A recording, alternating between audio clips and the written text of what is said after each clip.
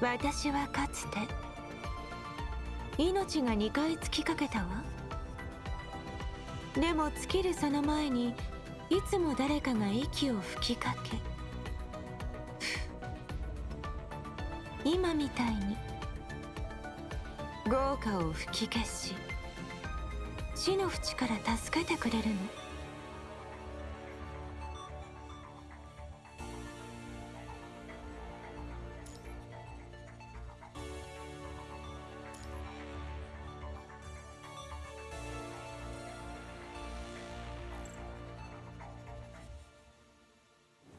Yo, what's going on everybody? Xanthos Vice here, and we are back with some more Punishing Gray Raven. I hope you guys have a great start to your day, or I hope you have been having a good day, and I hope you guys had a great 4th of July yesterday for my American viewers out there. And yeah, sorry I'm doing this a bit late than I would have wanted to, but I'll be completely honest, I was just really tired, and then I went to the pool to do some swimming, and I just was like even more tired, so just took like a long nap. So this will just be like a 2-hour stream, nothing too crazy. So anyway, where we last left off, we had finally caught up with the main story, but the whole thing with Selena. And again, it was well put together. I just feel like, and again, this is my own fault, this isn't the fault of the game or anything, I just really would have felt probably more emotionally attached to Selena if I had actually gone through the whole side story thing with her initially. But like I said, it was just gonna take me too fucking long to get to that point. I'd rather not have to delay it just for that, because a lot of this is just like spamming the same kind of like teams and replays, so it's like I just honestly couldn't be bothered with that. So anyway, now with that out of the way, we have Vera finally unlocked here for this part, for Floating Record, and we're actually going to be doing that today. Don't worry, I know there's the Genevieve one as well for the new A rank unit, but we will do hers after we get through Vera, just because, I don't know, I'm kind of more interested considering it has been a long time since Vera got a new frame, and I kind of want to see what led to it. And don't worry, I still will do these other ones at some point, but I will probably be doing them out of order just based on like my own interest or something, so yeah. So we've done Deceiver's Rapture already. Like I said, Genevieve's already here, pick it anew. But like I said, I'll do that later. But we're gonna go through this one, Spark to Wildfire. Am I going out of order? Of course I am. But does it really matter when I know a good amount of the context of it? Not so much, at least I think. So yeah, anyway, let's go ahead with this. Spark to Wildfire. Oh, okay, there's like 26 parts to this story, okay. Everything started with Vera, should end with Vera. 言ったはずよ。嘘はどこまで言っても嘘。英雄でないものは英雄になんてなれない。だからあなたの槍は私に奪われた。不甲斐ない臆病者の私が不死身の名を与えられ受け継がれてきた。人により作られた英雄は旧世界を滅ぼす旗印となるでしょ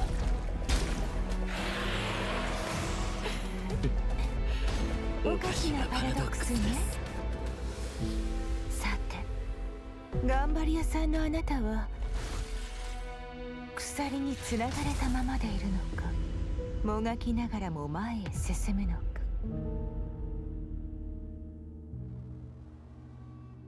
どちらにせよ、助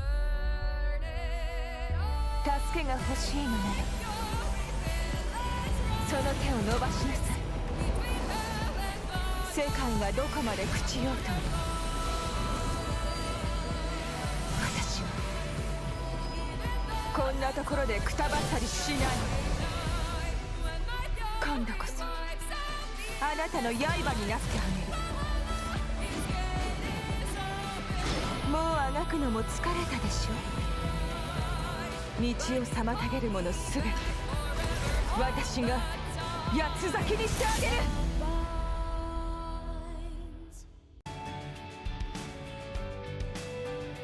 Well, that's an interesting way to start off a floating record. I like it. Okay. That was he took me by surprise because I'm like, wait, not only is it just a cutscene, it's like a whole intro. But hey, I'm fine with it. Yeah, and actually, technically, I guess this is her first actual new frame because, again, like I said before, this is actually her old frame that she just had to reuse after a certain amount of time. So yeah, it's about time she finally got an upgrade. Rolling snow. I was the shadow of the wax-winged slain, by the false azure in the window pane.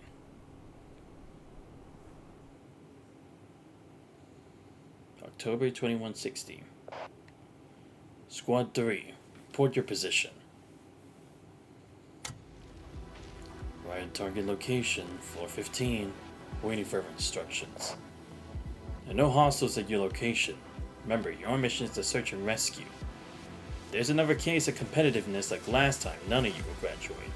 Not a single one. Several young faces crouched behind the door exchange uneasy glances at these words. They collectively turned toward a female cadet at the rear of the formation. The military cap fails to completely cover her red hair, where a few rebellious strands hang beside her ear, much like the cadet herself. As long as she doesn't go berserk, our squad won't have any problems. Quite the opposite. As long as I'm here, there will always be someone to back you up. You all understand the reality you're in, but all of you are too stubborn to admit it. It's actually quite amusing. Quiet. Focus on the mission. We breach in 1 minute. It's not a drill. I want everyone at maximum alert. Damn, look at this Vera fit. Even if this is her like in the OG days, she's looking fine. Squad leader's contemptuous scoff, along with warning crackling to the comms, are completely disregarded by the red-haired cadet. She remains as she always is, wearing an expression of complete indifference. Wipe that look off your face. Just stay at the rear of the formation and follow orders to the letter. Got it? Hey, Vera. Oh, copy that. Squad 3 leader hesitates briefly after seeing Vera's response. Why are you so obedient today? By now you'd already be. Meanwhile, military whistle sounds from the lower floors of the building. Squad 3, move out! Breach the door! Upon receiving the order, the leader immediately signals with a hand. Explosive charges on the scorching metal door detonate. I see it the piece with a thunderous boom.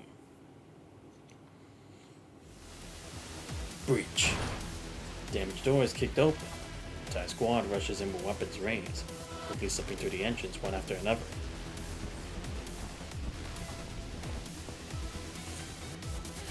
Is anyone here? It's safe now. Come out if you can hear us. The area is secure. Everyone surveys the fire-scorched surroundings with weapons raised, tacitly following each other's footsteps or deliberately pushing Vera to the back of the formation. It's just a search and rescue. Do they really need to rush in like that? Vera, you've been banned from frontline operations. Mess up one more time, you won't be the only one receiving a dismissal warning. And your squad will suffer the consequences with you. All I can do right now is keep my eyes peeled and check the corners for survivors. I suggest we spread out. Everyone should give each other space to search each corner properly. What's the point of bunching up together like this? That's too bad, Vera. Make sure you don't try to go solo again this time. Get out of the way. Before the captain can react, Vera launches swift kicks, sending him flying behind the nearby table. A split second later, a massive hound roars as it leaps through the space where the captain had been standing.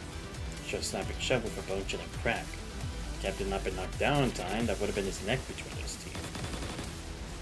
With Landy's fast reflexes, Vera takes down the massive hound and immediately unleashes a hail of bullets toward the area ahead. His eyes widen in shock amid the frenzied barrage, something floating towards him like a tidal wave. Can't find the right words to describe them, managing only to shout a single alert code into his radio. He continues firing while yanking up the captain she had kicked the safety, leading her team into the tactical retreat. Wasn't this supposed to be just a standard terrorist attack? A rescue mission. Don't tell me you concealed the mission's true nature and led the team straight to the front lines just to get back at me. This bullshit. We're just a bunch of students who haven't even graduated. Most are back for the rescue operation. How are we qualified for high security missions like this? Besides, even if I hated you with all my guts, I wouldn't put my life at stake and die with you. Think about it. This place is a biotech company building. Some plant monsters appear. You ask me. Like you say, is they're hiding too damn much. When people have hearts as black as coal, we're screwed.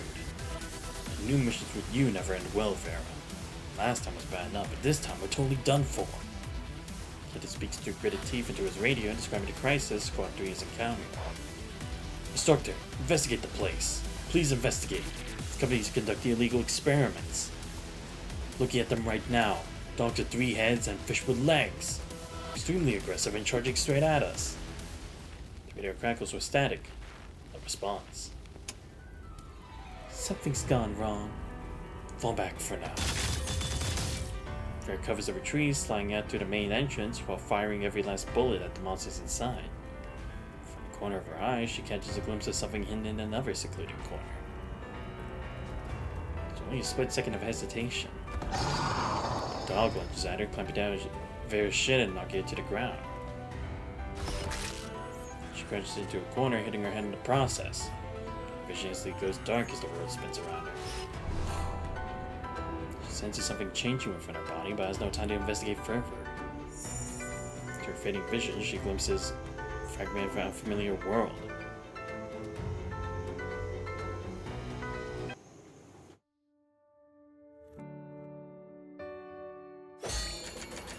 もう突破されたの。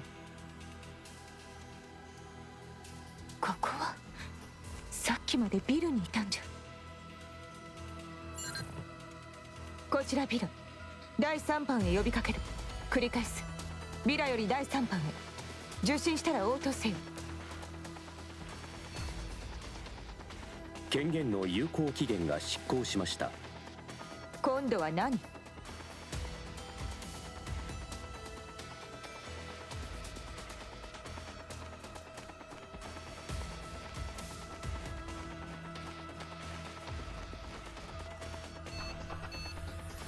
状態は良好。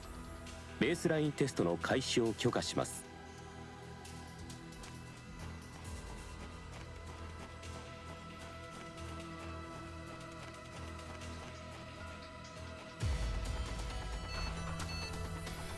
私は悲惨な死を遂げた連雀の影。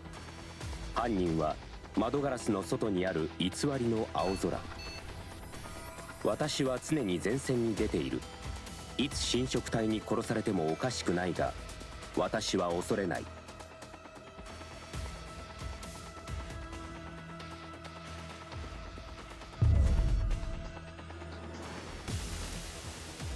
豪華の果て。逃がさないわよ。私についてきて。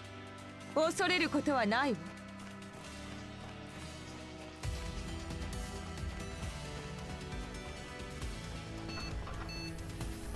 戦場では時にパニシングに侵食された仲間をこの手で殺さざるを得ない。あなたはそれを認めている。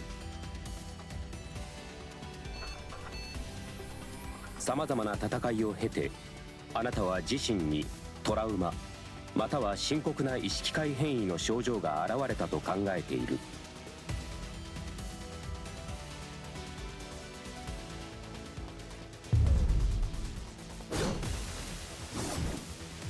豪華のまだまだここからよ。私についてきて。恐れることはないわ。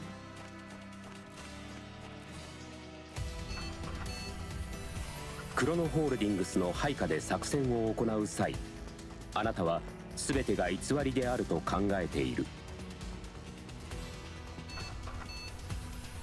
あなたの存在自体も偽りであるかもしれない。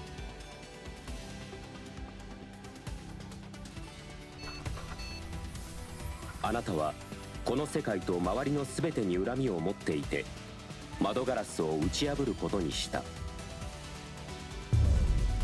これよ、この痛み逃がさないわよ。隠れる気？甘いわよ。逃がさないわよ。隠れる気？甘いわよ。まだまだここからよ。笑える。私についてきて。テスト不合格。権限の付与を中止。なるほど。またこの機体を起動させたのね。さあ、私の身から血肉を奪ってみなさい。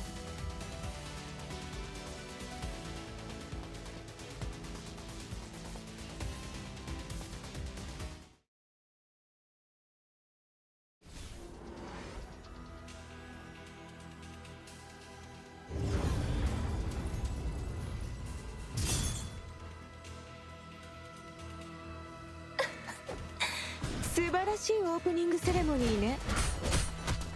逃がさないわよ。まだまだここからよ。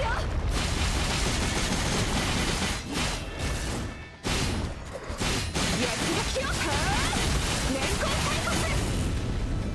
あなたの最高の痛みよ。逃がさないわよ。隠れる気？甘いわよ。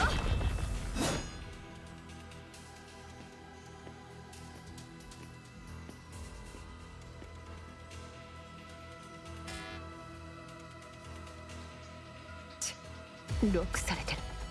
隊長、ロック解除装置はまだ残ってる。残ってない。権限カードを見つけられるかも。もう脱落者が出たし通信も途絶えた。まずは生存者の状況を確認しなさい。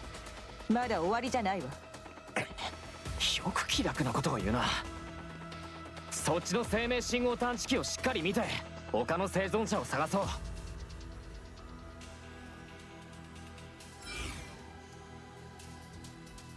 すごいわね。致命傷と非致命傷が全部逆になってるじゃない。もういいわ。捜索任務は私がやる。あんたはその場で息を整えなさい。化け物に驚いて死なないように気をつけて。またその態度。生存者を一人でも見つけてみせろ。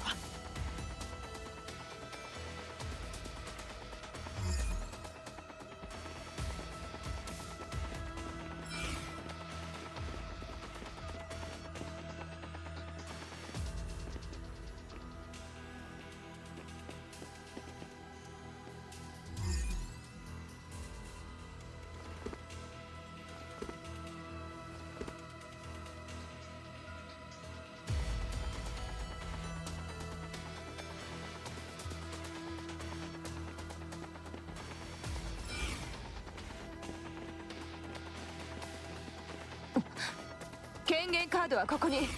ゲートに戻りなさい。まだまだここからよ。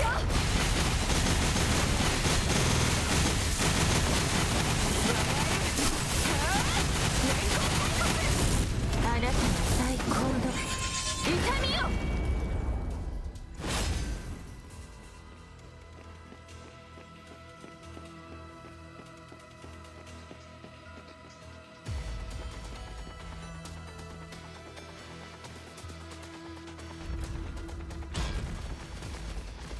何か音が。ミラ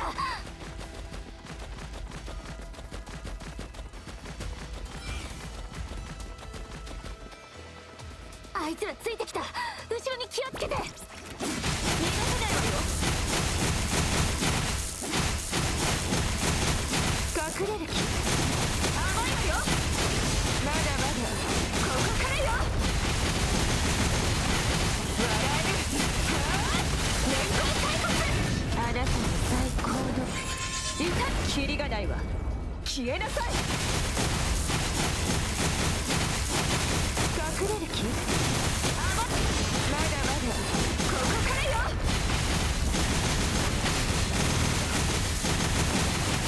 笑える。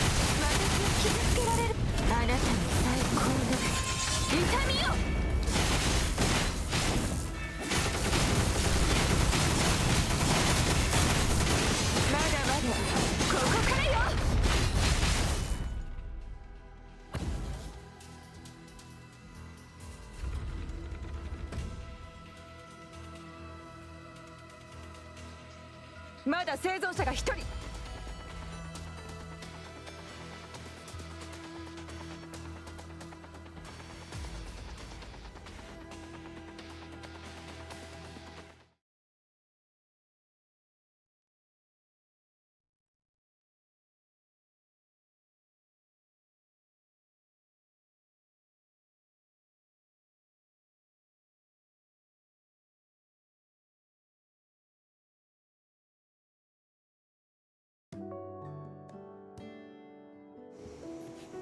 Oh, by the way, you're wondering what that background noise is. I guess they're just doing lawn work at the front of my place? I honestly don't know. If anything, it's pretty late considering it's 8 o'clock, but whatever.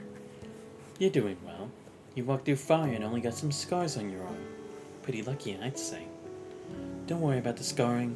Our military hospital doesn't handle that sort of thing. But there are plenty of specialty clinics outside that can completely restore your skin. It's nothing to worry about. As for other things to pay attention to, there's not much besides being careful about what you eat. Hey Vera, are you even listening?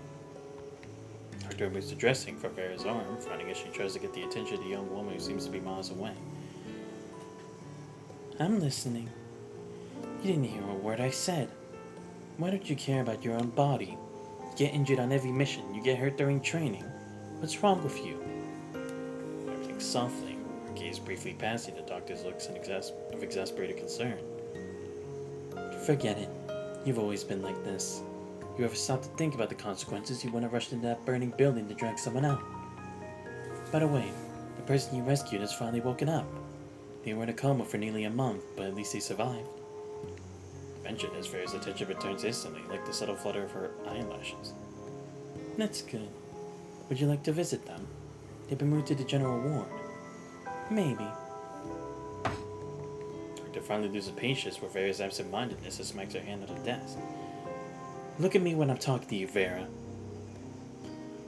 You had the same expression when you came for your dressing change last time. What's been on your mind lately? Is it about graduation? Has your probation period already ended? You still having trouble graduating? Graduation shouldn't be a problem, as long as those recruiters stop tripping over themselves trying to collar me. I'm thinking about something else. Just the raised scars on her forearm, I drifted back to the day in the burning building. Back then, she was knocked to the ground by an escaped test subject from the building. It felt as if her body and consciousness had become disconnected. The moment passed in an instant, but that sensation still lingers in her body. It felt as if her bones and flesh had been replaced with cold metal. She's still herself, yet utterly different from who she once was. Doctor, what's the current level of bionic prosthetic technology? Prosthetics? Bionic technology? Why are you suddenly asking about that? You're not planning some kind of mechanical ascension, are you? I'm just curious. I want to know more about it. Technology in that field is quite advanced now. Bionic prosthetics have a high adoption rate. It's become a relatively successful industry.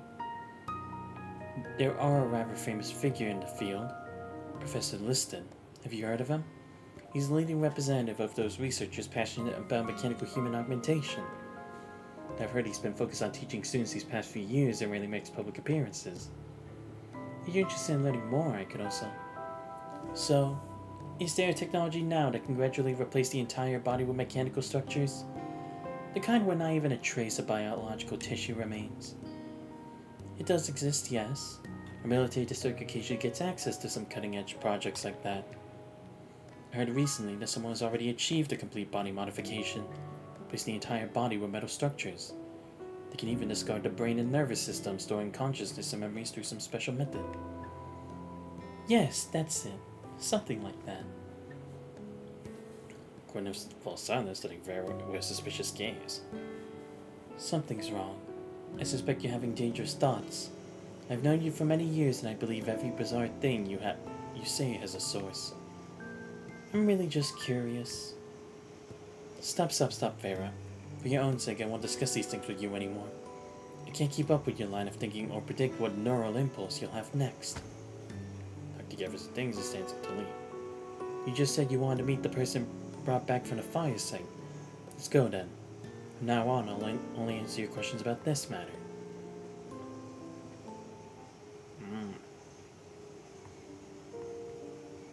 to the hospital room window. Vera gazes intently inside. The day's counterterrorism operation went awry.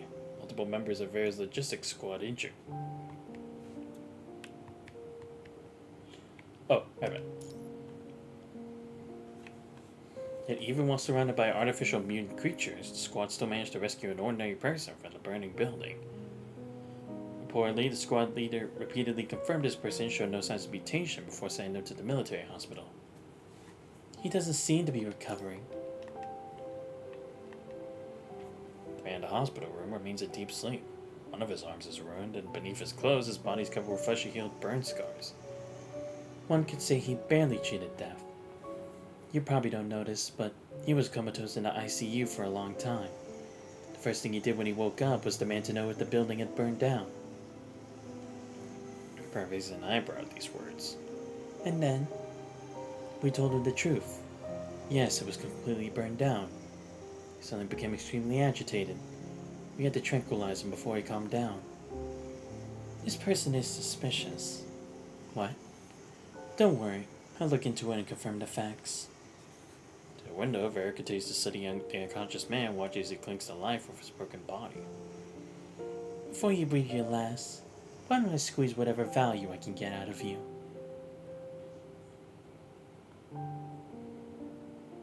Military Academy. Redheaded Vera returns from the hospital, walking through the corridors of the military academy.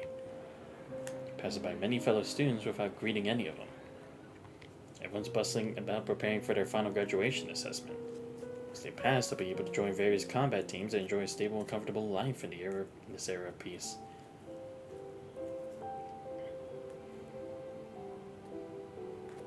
Despite the hustle, everyone spares a glance, secretly eyeing the girl who always keeps to herself.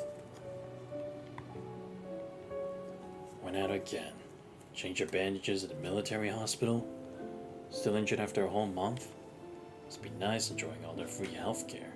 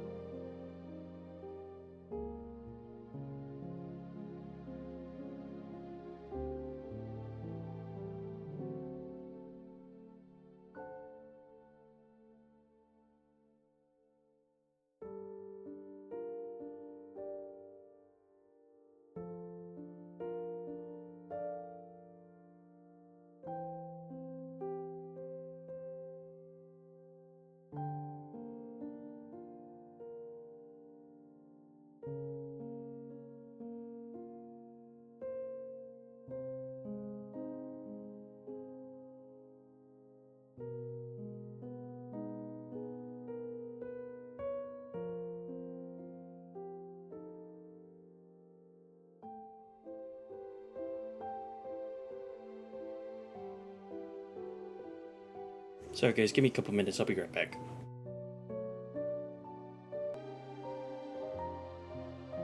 My bad, sorry it took so long. The thing is, it was actually a shrub that my dad was trying to trim. You know, it's one that like kind of reaches my room since I'm on the second. It's like one of those tall like ones, so that's why I had to help him like hold the ladder and stuff.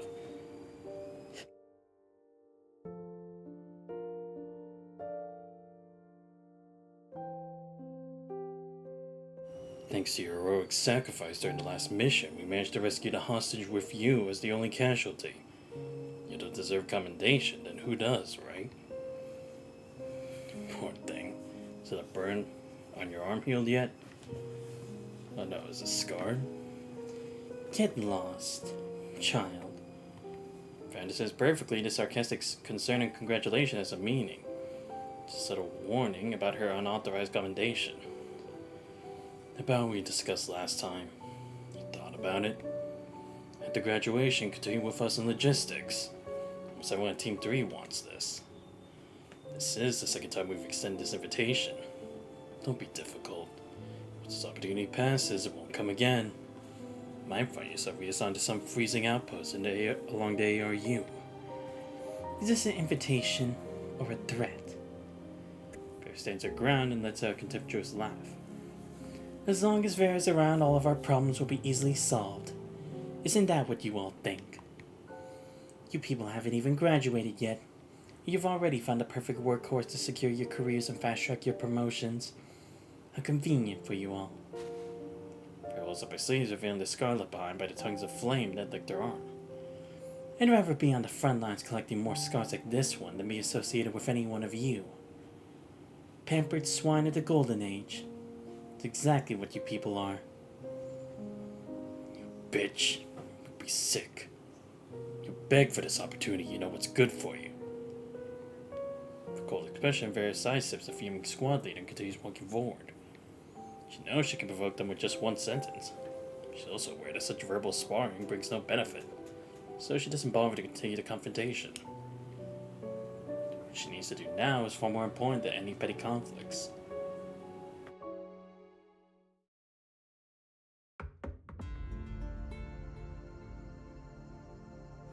Arriving at the office at the end of the hallway, Vera knocks lightly before pushing the door open. And regarding the hostage rescue from the fire, I believe it's also necessary to.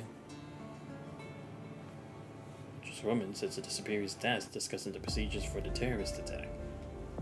My apologies. I'll return later. No, your timing is perfect. Please stay and listen, Vera. Vera, you're the student who rescued that hostage.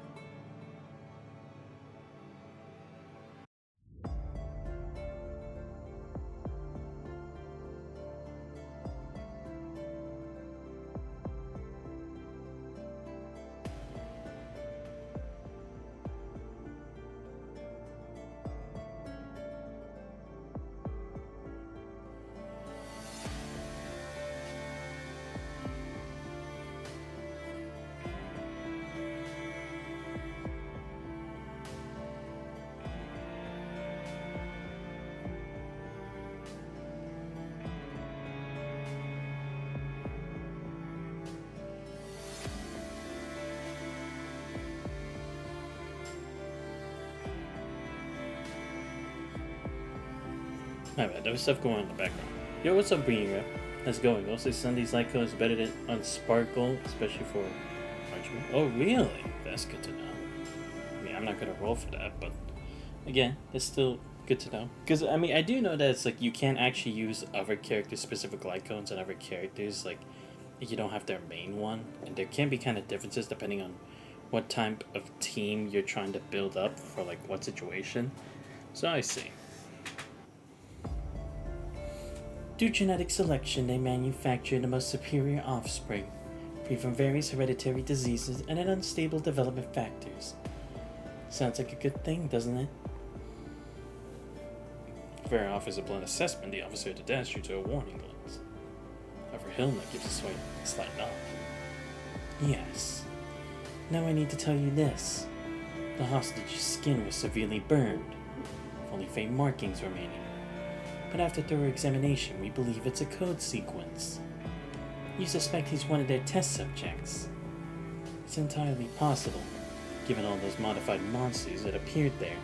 I imagine human experimentation wouldn't be much of a stretch for them. But the timing makes no sense. Oh, tell me what you're thinking. I doesn't respond immediately, so she glances toward the desk. Commander. The officer at the desk continues to frown.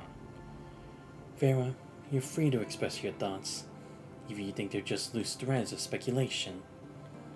Understood. it provides skill points frequently and has a lot of energy regen for ultimate, which means even more skill. Oh right, yeah, because the energy regen is usually what's needed for Sparkle.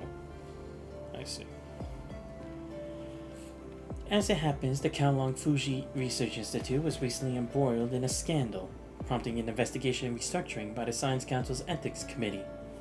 Many people were held accountable. With such precedents, if a biotech company like this were truly engaged in illegal activities, logically they would scatter their labs in different locations and maintain strict secrecy.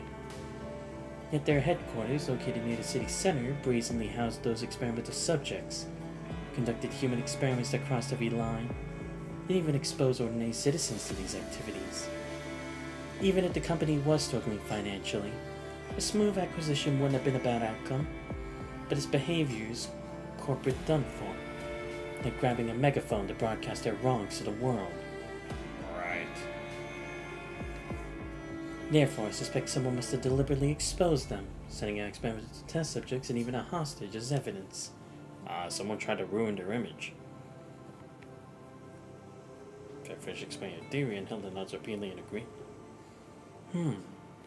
So this is the work of justice judgment. The media should have picked up on this by now. No. Why hasn't there been any news after an entire month? People on the outside still seem to think it's just an ordinary terrorist attack. Did you suppress the information? Sally furrows her brow. Sally feels something isn't quite right, so she's overlooked a subtle but critical detail. When he looks directly into Vera's eyes, then passes her own device to Vera. Screen displays the video. Yes. We did suppress information. Here's the reason why. The video begins to play. My name is Liston. I'll spare you the lengthy introduction. Oh, this guy's like, he's one of the memory sets you can get in this game, right? I don't remember who for, but I think I do remember. Let me explain the situation in simple terms. We're conducting a human cybernetic modification project for several years now. The most advanced results are right before your eyes. All research is conducted by myself, my laboratory, and my students, so mainly for ethical boundaries. I've undergone regular reviews and never engaged in any unethical practices that violate human dignity. Next is my formal accusation. I'm reporting my former student Haynes. Haynes was already using illegal methods to obtain cadavers back when he was studying under me, facilitate his human modification experiments. At that time, he received an offer from a biotechnology company, reportedly controlled by the Copperfield Group. I took the initiative to inform the company about his background, but they hired Haynes anyway. After many years, I couldn't believe that this company is likely illegally collecting human genetic data samples, conducting embryonic cultivation. I don't have conclusive evidence, but I forwarded all the information and relevant documents I'm aware of to you. I request that you investigate this matter. That's it.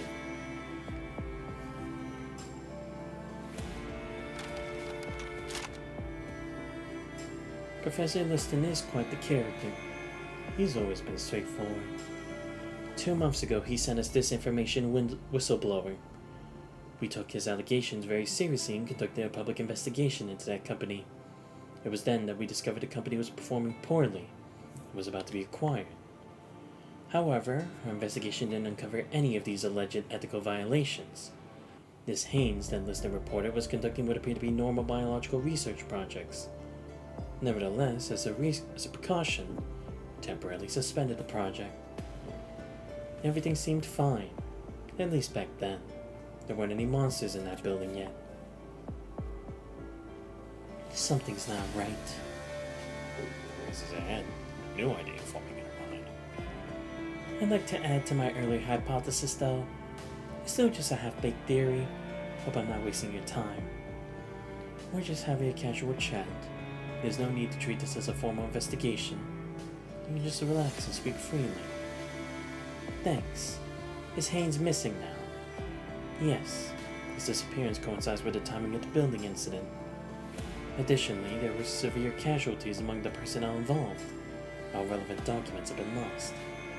Is it possible that someone deliberately exposed these things to the outside world and intentionally left behind that hostage for me to rescue?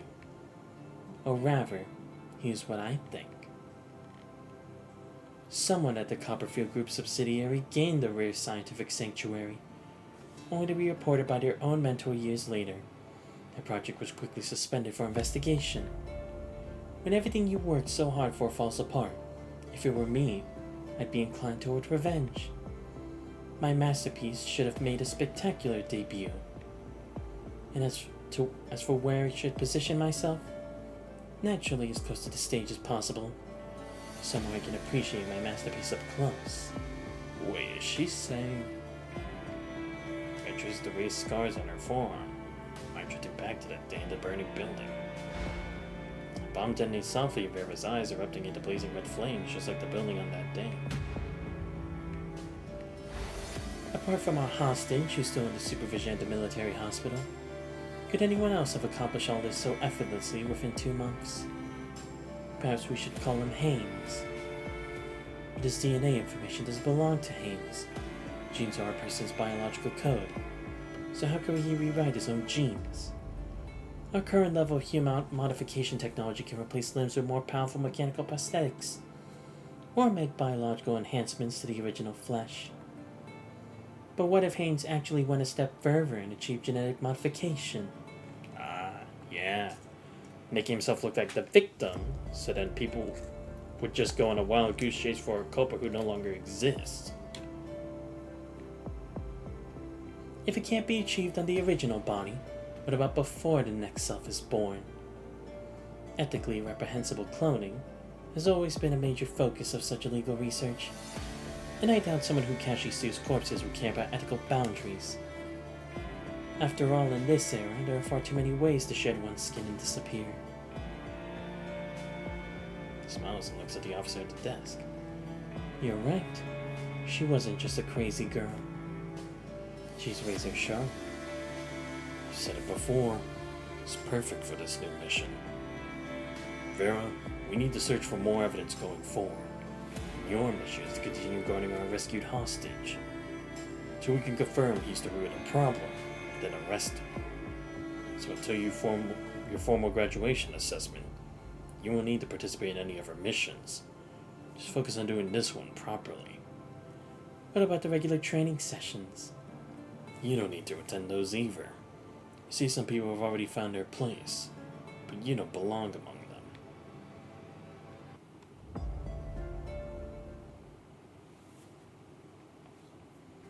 But at Vera leaves the officer's office, clearly aware that she's just earned some recognition and was fortunate enough to gain a buffer period before graduation. Two people remaining in the office continue chatting about other matters. So how does it feel, holding up here as an instructor? Is he even pretending to be serious? Oh well, sometimes you have to put on a show for young people. They're at the age where they only judge by appearances. But I don't plan to continue staying in this place anyway. Otherwise, they'd really become the second fool to spend their entire life as a soldier. Enough about that. What are you here to see me about this time? It's about the zero-point reactor ignition again? I'm not interested in any ceremonies. If you want to treat me to drinks, just leave a few bottles in this office and I'll appreciate the gesture. It is related to the zero-point energy ignition, but actually I'm just here to deliver a message from someone. Don't mention their names. Fine, I won't. The Security Intelligence Bureau will arrange defensive forces near the reactor to ensure the ignition procedure isn't disrupted. The Chief. The new Security Bureau Chief will personally oversee the operation. The new Chief hopes you can assist with the operation. You're not far from there, right? Just for convenience sake. Just for convenience's sake. He sits directly at her superior, waiting for his answer. Fine, I'll consider it. Yeah, sorry it took so long for me to get to this. Like I said, it was like, I didn't think it was like, my dad was actually working on that stuff outside. I was like, shit. I probably have to pause it for a minute. So the VOD at least has cut out those 15 minutes of just waiting. Aside from that, yeah. All in vain. Sharpness too will inevitably be dulled until you reach the tragic end that awaits you. I'll be lucky if I get halfway done today. I probably won't though, because I'm only doing this for like 2 hours.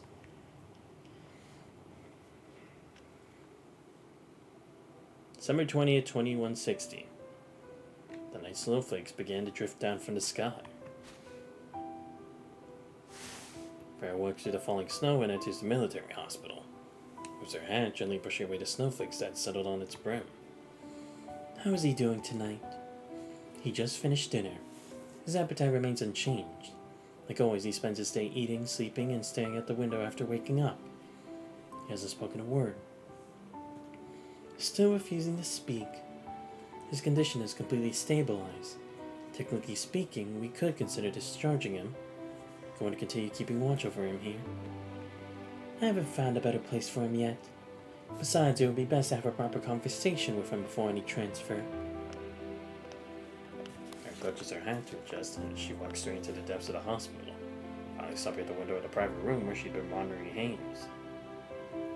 Each man in the room has recovered quite well, with only the horrific scars covering his body, including a melted flesh, bearing witness to what happened to him. Sits on the bed, gazing into the far distance beyond the window. There's nothing particularly worth mentioning out there. Those scars make me uncomfortable every time I see them. Could someone really do something this brutal to themselves? For revenge? Or to make a statement? To willingly throw themselves into a fire and end up like this? Yeah, that's hardcore. Like, it has to be more to it, right? Because otherwise it just seems like such a pretty one-sided endeavor, or one-dimensional kind of endeavor. But then again, I guess people have done worse stuff for less. That is the reality. The thick layer of snow on her shoulders hasn't fully melted yet, and her eyes harbor an icy glint as cold as the snow outside. If someday I needed to achieve something important enough, this was the price I had to pay. I could probably do it too. No, Vera, you can't. Don't worry, Gwyneth. I won't end up like him. For him to end up like this, he must have had many selfish and self-righteous choices along the way. But I'm not that stupid.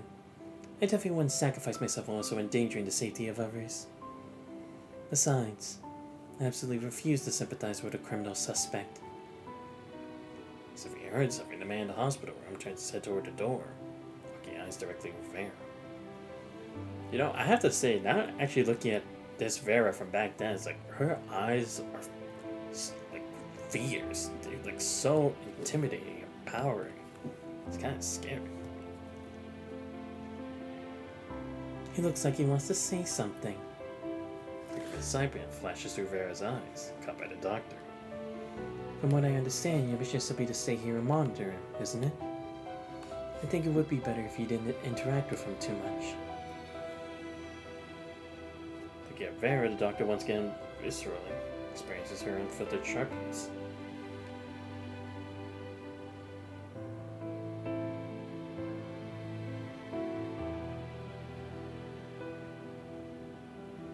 Whereas a burning snowflake, yet just as likely to meet a calamitous end and melt away, breaking apart.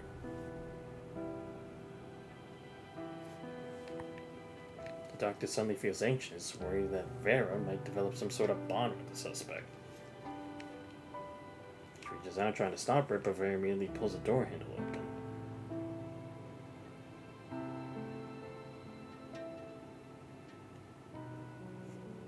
Vera walks in right before the doctor's eyes, casually hanging her coat on the nearby rack. Vera, don't. Don't worry. I just want to learn more about his situation. Vera gently closes the door, not only keeping the doctor outside, but habitually locking it, trapping himself inside with the suspect.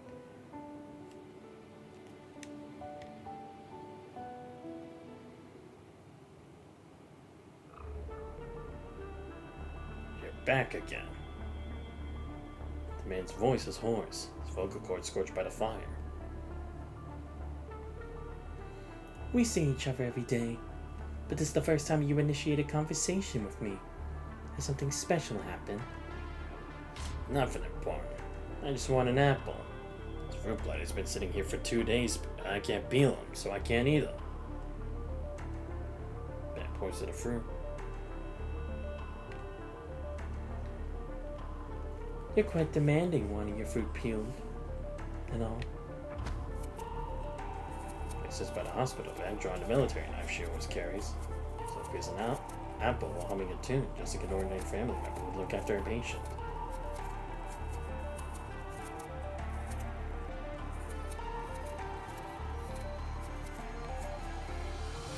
What song is that? I made it up. Don't worry about it.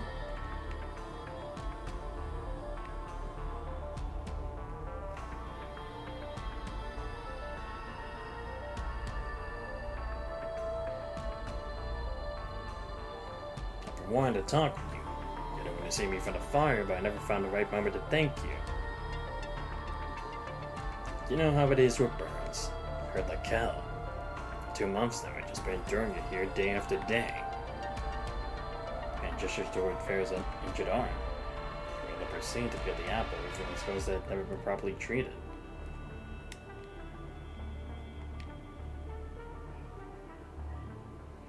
I believe you're someone who understands. Vera glances at the man without responding, as more deftly, quickly removing the skin and cutting the apple into equal pieces. She arranges on the fruit platter.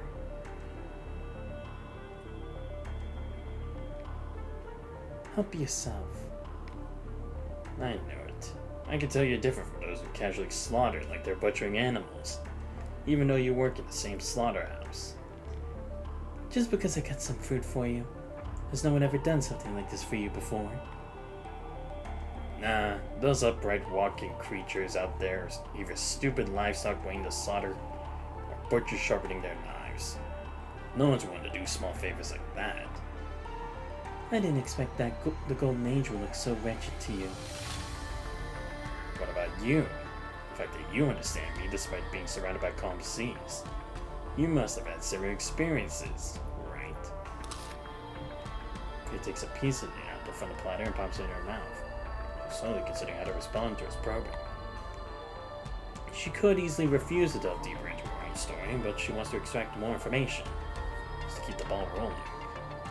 As for me, it might disappoint you, but I'm quite young. My life experiences are rather ordinary.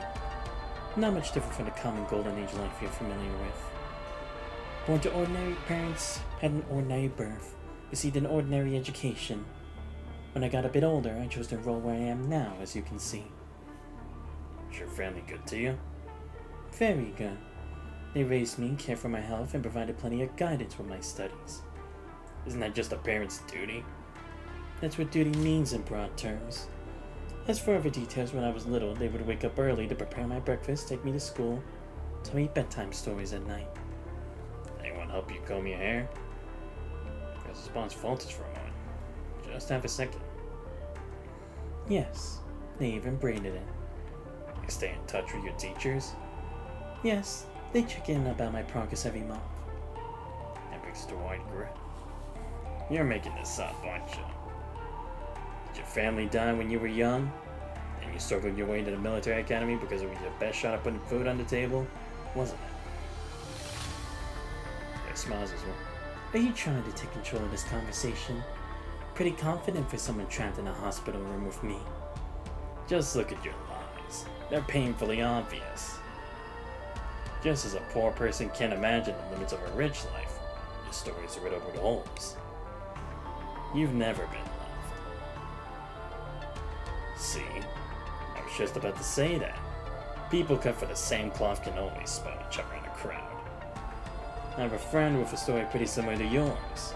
I could tell you about it if you'd like to hear. Damn. But then again, I don't really know much about Vera's past.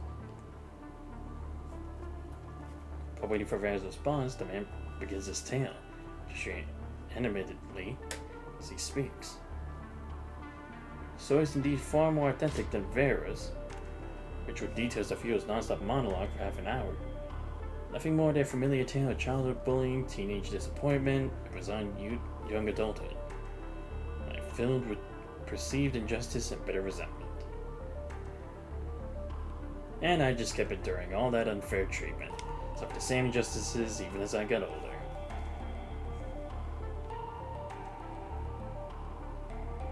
I have a friend.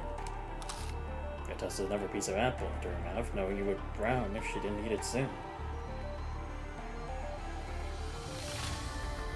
I was ready to let go of all that prejudice and injustice I'd suffered, because I got into the best laboratory at the time, working enlisted at Golden Boy.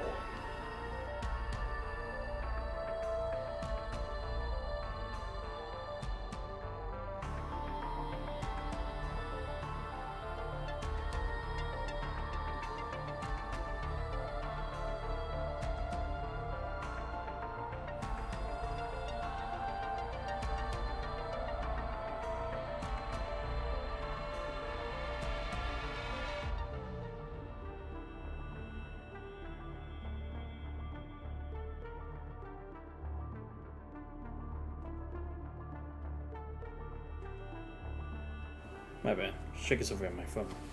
But he was as cold and heartless as his research. He modified himself like that, yet still paraded around pretending to be respectable. Always chasing publicity stunts for profit. I despised him, yet I had no choice but to work under him. I thought I could tune out this background noise, but then he came directly to me, dismissed my achievements, questioned my methods, and completely disposed of all my experimental samples. Were those illegally obtained corpses? Where did you find them? I scraped together what little money I had and struggled to find channels to purchase the samples.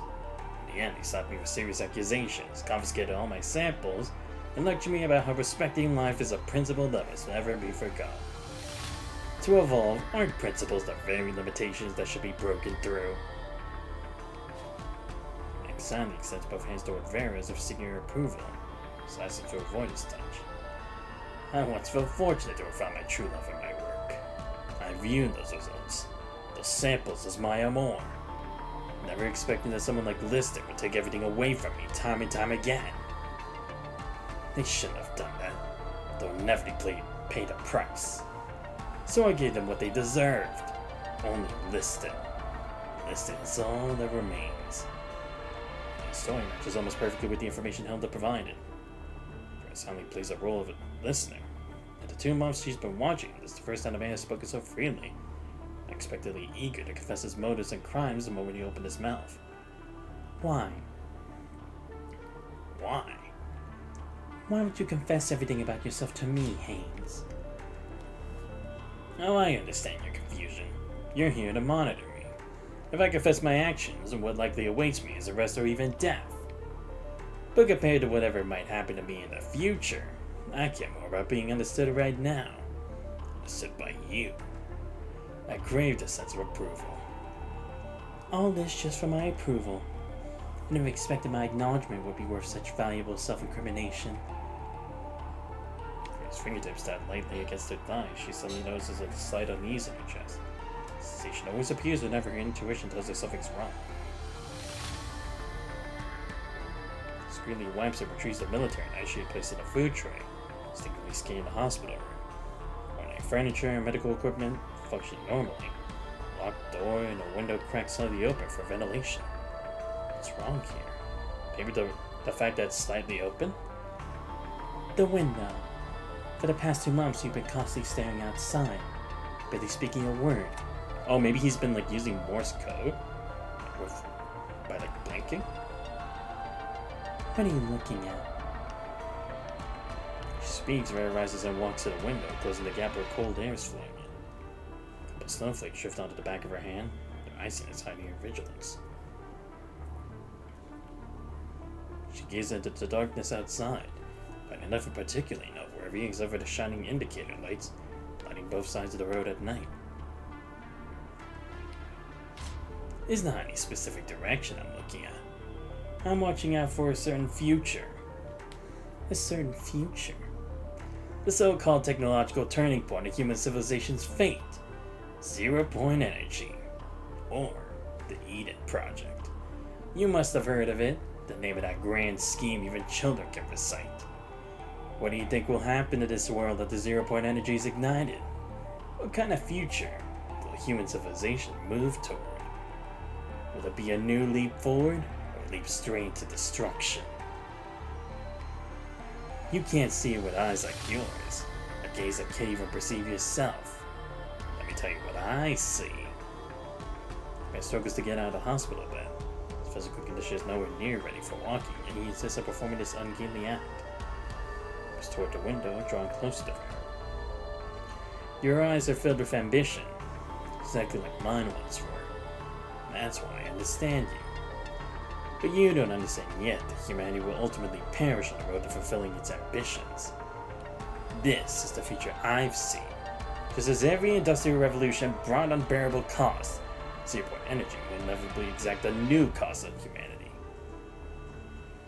If they don't evolve alongside this new revolution, then ordinary humans, the swine, will simply stand helplessly, waiting for disaster to descend upon them, like sheep to a slaughter. But his fingertips touch the window as our vision blurs momentarily. Seems to catch a fleeting flash of red light outside. So, hold on to that ambition of yours. With just a touch of evolution, you can easily wade across that river. Like replacing this fragile flesh, removing the inferior genes within it, and substituting them with. Replace them with your experimental specimens. Those monstrosities that are neither human nor beast. Or should I follow your example and throw myself into the flames? A sense of urgency spikes in her Vera's chest, triggered by the strange red light she glimpsed outside the window moments ago. Tell me, why doesn't your DNA match Hames's dossier? What did you do? This is a merely small step in evolutionary filtering. You could do it too if you wanted. Our conversation ends here. Roundabout conversation finally as Vera walks toward the door, while Signs convinces her to report this immediately. You have found tangible evidence. She can't confirm that the disaster at that building originated with this man. Her instincts tell her this guy needs a higher grade of contaminant or containment. As for the hospital room door, preparing to leave. Are you sure you want to open that door? The communicator at her wrist suddenly buzzed with a highest priority assembly message from the academy, triggering alongside the hospital's alarms. You get the brief message on her communicator, Vera can't make out any details. The situation's unknown, yet extremely urgent. Even students like them who haven't yet graduated must be prepared to report to the front line. Wait, something's wrong. Haynes, sit back down immediately or enforce restrictive measures against you. Strange hissing screams echo from the hallway as Vera quickly ducks to the side of the door, which the man shuffles obediently back to his hospital bed. Is this your doing? Of course not. Look at the state I'm in. How could I possibly cause such widespread chaos? Perhaps this has validated what I said earlier. Humanity will ultimately perish on the road to fulfilling its ambitions. A nugget of realization explodes in Vera's mind. At the instant, the Seaport Energy ignition in some distant unknown place. A scream of agony echoes through the hallway outside. Gwyneth! Vera stops hesitating, drawing her blade and reaching for the door handle. Upon approach, she must go to the front line. But a heavy thud sounds from beyond the door. Some collapse at the entrance as he pressing it against to prevent Vera from leaving. Don't come out. Vera! Don't come out. What the hell is happening out there? This place is supposed to be a high-security military base. What kind of attack is this? I need information. Maybe it's the machines. The machines have all gone mad. There's so much. Oh shit. They had already ignited the reactor by this point. Again, he probably discovered maybe the old man reached the ascension at work by testing himself, right? By like just grasping at straws to just reach the tip of the iceberg. That was the ascension, right? That's where he saw potentially disaster, maybe. You're hurt? Let go right now. Let me out. Help me and escape through the window. Stay away from crowded areas. I suspect it's some kind of virus. I can't figure out anything else. Listen to me one more time. Vera, promise me. Don't ever break yourself for anything. You too. They're pressed against the window, staring in horror at the scene outside. This is something unimaginable, exactly as the doctor described. His machine is glowing red, slicing through the doctor's body. Gwyneth! Look at you. You can't save her. Open it. Open it now. Parker's corpse no longer blocks the door. Just as Vera is about to burst through, the crazed machines from outside slam against it from the other side. The hospital room door shuttering violently, the furniture giving away. Vera steps back, her eyes flickering with disbelief. The window. Yes, we'll escape through the window. You lunatic. Follow me, you don't want to die. Vera grabs the man by his collar and drags him toward the window, smashing the glass with her elbow. As the snow and wind rush in, the glowing red machine simultaneously smash through the hospital room door. Move it! Vera forcibly lifts the man by his collar, trying to hoist him up onto the windowsill, but meets unexpected resistance. At a time like this, what do you think you can run to? I'm not running. Turn around and look. Just for a moment. Vera puts one foot on the windowsill and slowly turns her head to look at the scene inside the room.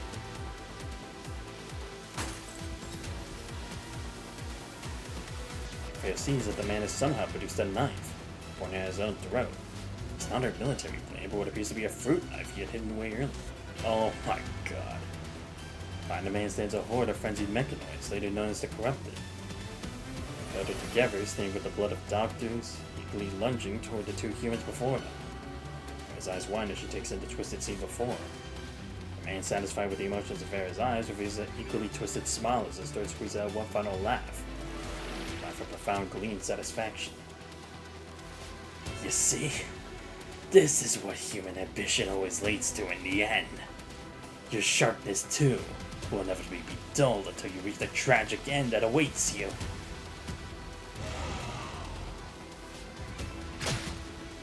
A few seconds stretch into infinity. Blade pierces burn-scarred neck. Flower of blood in front of him. Hot blood sprays out, splattering across Vera's cheeks, quickly chilled by the rushing snow and wind.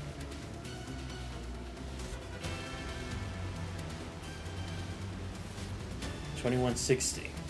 Current of the apocalypse is violently torn apart, fragments scattering across the ground before Vera. Spraying blood, snow and wind rushing through shattered windows, reports corrupted, reports of a man who died in satisfaction by his own hand. No, it shouldn't be like this.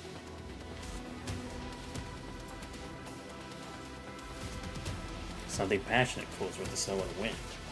Perhaps this is a 17-year-old Vera, or the ambition unique to a young girl, or perhaps the glory of an entire era.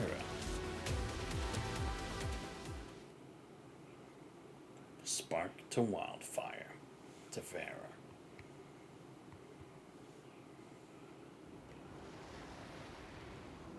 Port. Year 2161. Oh, right, the new year. A few scattered seagulls fly low overhead, down upon the humans scrambling to prepare below. It's the last shipment. Once everything's moved out, we'll never return to this port again. Heard punishing is spreading this way. This place will probably fall too. What kind of thing is it that the entire world can't stop it from destroying everything? This world is garbage anyway. If it's gonna end, then let it end. Whatever happens, happens. Port manager tallies the final assets, roughly striking through items on the screen. I guess we might be considered lucky. At least someone's willing to pay good money for useless cargo at a time like this. Some banded embryos, other samples like that. Ah, I see. For like the concept project and stuff, right? And all those other projects that Colonel had been doing. Who the hell knows what the new big boss wants these for? Whatever. No matter what, we still need to deliver these goods safely to the designated locations requested. Who's the big boss you're talking about? I heard it's Colonel. That's not surprising. They definitely have money to burn. Let's drop it. We set sail at any time. Coming aboard? I'm not leaving. My wife and kids are here.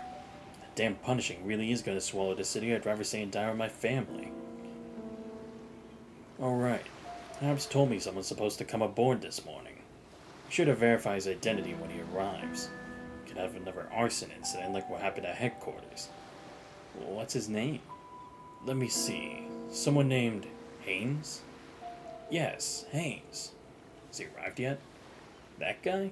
He's right behind you. Been sitting on those stone steps for ages. Poor Major turns around surprised, coming face to face with a middle-aged man. Seabirds circle overhead as the middle-aged man gives the poor manager a brief nod before returning his gaze to the departing vessel.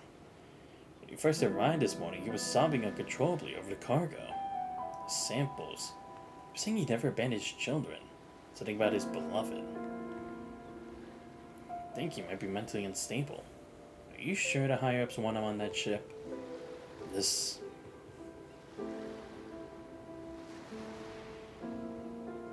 It's definitely him. I suppose scientists are all strange in their own way. Besides, so what if he's crazy? This world's already insane enough. One more madman won't make any difference. You, Haynes. Get on board. Keep an eye on your precious children. Not just my children, but my own continued existence is in there too. I'll watch over them carefully. Whatever you say. Hurry up and board. We're leaving.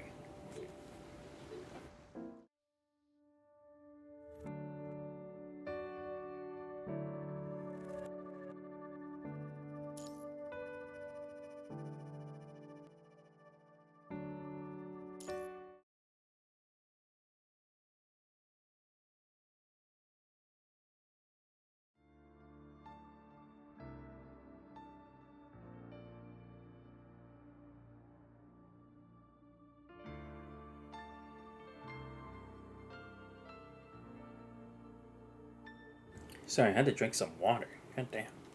It's been a long time since the punishing outbreak. So long that even Vera's begun to forget those days.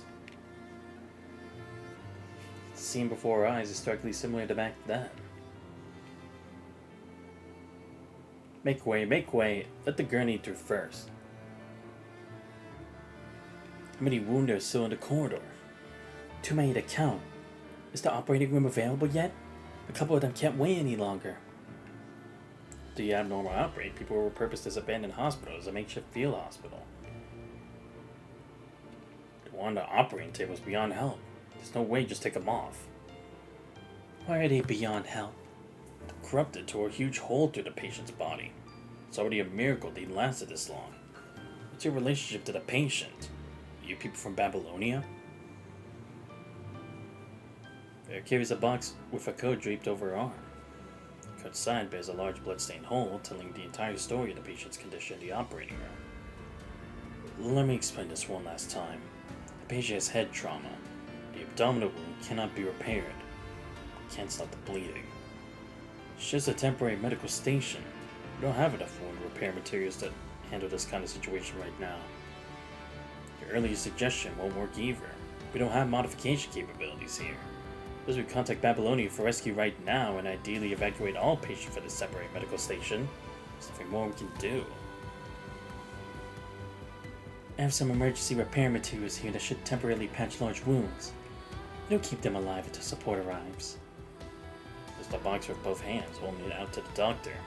The one glance at the markings on it, the doctor furrows her brow. I can't use this without authorization. Don't overthink it. I'll take full responsibility. Use it now to treat their wounds.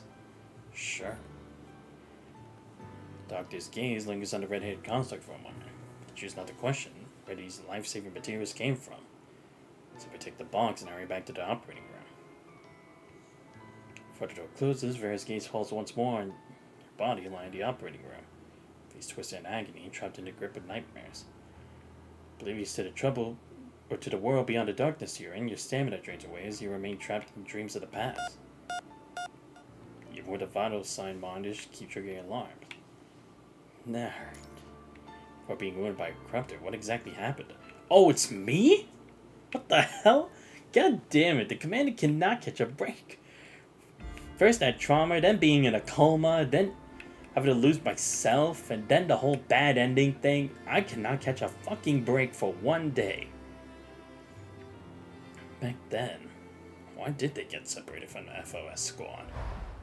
At the moment, the communication device at her waist seems to transmit a condescending taunt. Well, well, Santos is actually 30 seconds late. My display clearly shows you reached the target location. So where's your report? Don't tell me you're actually scared on your first trip to the surface.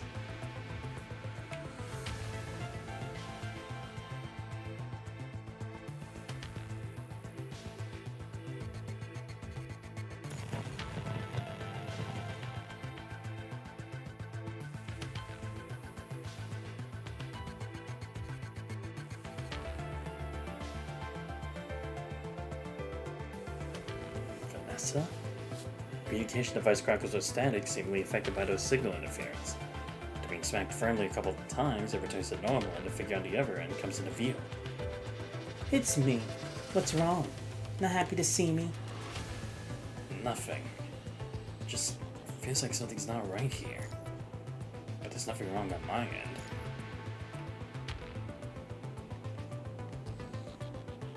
I don't need this kind of vague response. If you're really not clear-headed, then get the hell out of the squad now. Just because we were unlucky enough to be teammates today and I rolled the dice to become the red team commander doesn't mean I'll bite my tongue to earn credits by putting up with your worthless mouth. And besides, it's just a combat exercise location. The surrounding areas are all established conservation areas that have been stable for years. If anything were to actually happen here, you might as well do nothing and just pray where you stand. Over emotional venting and necessary instructions conclude at precisely the right moment. Alright, everyone spread out and continue the operation. I heard the blue team has left plenty of traps for us. Stay alert. Roger that. We're currently in the ruins of some Copperfield Group high-rise. It's burned ash everywhere. Santos, put your progress. 72nd to 6th Street, 81% clear. 7 traps neutralized. Steady forward advance. Being your report, the team communication channel previously dead silent under Vanessa's command finally fills with scattered faint cheers. They're relieved to have such a capable teammate. We haven't even found where the blue team hit their flag and you're already celebrating this minor success. Looks like you're all perfectly suited for the bottom ranks. You think everything will be smooth sailing just because Xanthos and I are on your team? Combat exercise is just about team performance. The instructors monitor each of your individual performances before you slack off. Xanthos, you too. Don't think you just act superior. Vanessa? Do you just need the terminal? The voice on all the channels are made unclear and distorted. Is my terminal malfunctioning? Sound seems to come from the distance. Bury your tactical headphones and look up. Corrupted is squeezing through the gap in the fence, struggling to extend its hand in this direction. Why are they corrupted here? Using the service pistol, even as your brain still tries to process that it's just a ground base used for combat exercises, the muscle memory proves more reliable. Instantly firing a bullet that pieces the corrupted core. Next moment, more red lights flicker through the gaps of the fence.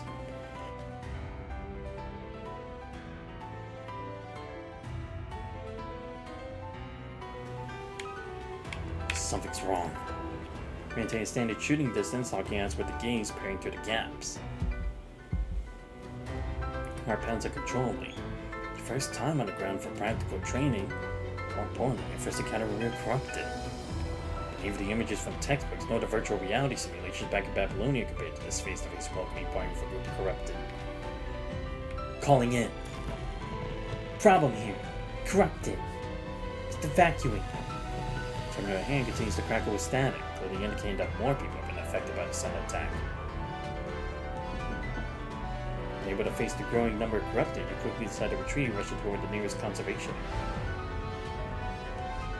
The sound of wave of people flowing in the opposite direction reveals the harsh truth. The conservation area has fallen. What happened? Shout questions at the scattered panicked crowd, but no one can provide a clear answer, only frantic responses.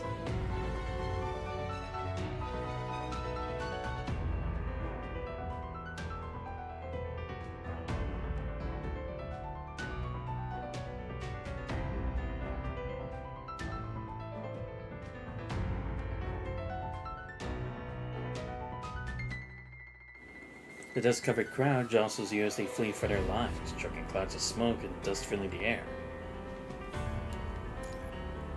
Through the mass of fleeing silhouettes and dust clouds, a fiery red figure stands motionless not far away. Constantly pursuing corrupted or closing in, yet that figure seems frozen in fear. So no intention of running at all. Hey! Suddenly spring into action, rushing toward the figure. Watch out! As we lunge toward the red figure, corrupted tears through their abdomen. The pain strikes so suddenly that you can't even scream. Pain invades your vision like a dense black fog blocking their sight. Screens of refuges around them faint into insignificance. Trembling, you try to cover the wound on your side, but your hand only passes through slick warm blood. With the darkness, only that angry shout pierces through your mind.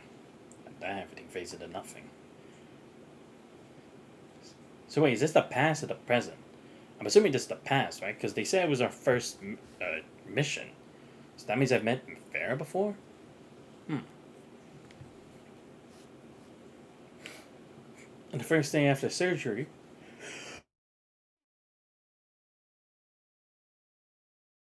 Sorry about that. I'm still a bit tired. You regained consciousness. You had wrapped in bandages. Perhaps due to your regular physical training, your initial waking state is better than the doctors predicted. You're already able to keep your eyes open and scan your surroundings, gathering information, getting a rough grasp of the situation at hand. Complex medical equipment surrounds you with tubes connected all over your body. More intriguing, however, is the unexpected sight of a red-haired female consort peeling an apple beside a hospital bed. You're awake. Take a guess at where you're at. Heaven or hell, take your pick. Hospital? Trying in your mouth is irritating. So you instinctively move your cracked lips trying to form words. Don't bother talking. It's pointless. They haven't even removed the tubes yet. I'm sorry to say this, but this isn't hell. You're unfortunately still alive. Just call me your great savior. It's only a temporary medical station on the ground. I'm a consort from Babylonia who happened to pick you up during the chaos. Remember now? I was noticing that you're confused and faintly disapproving look.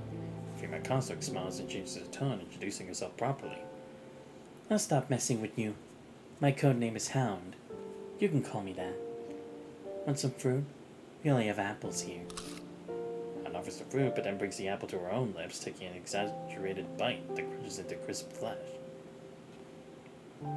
So tired. Return to the embrace of darkness, falling into a deep sleep. How boring. We'll talk about other things after you recovered for a few days. Move to a regular ward. Don't make me waste a test subject I've handed over. Here for you to lose your life on top of me failing this mission.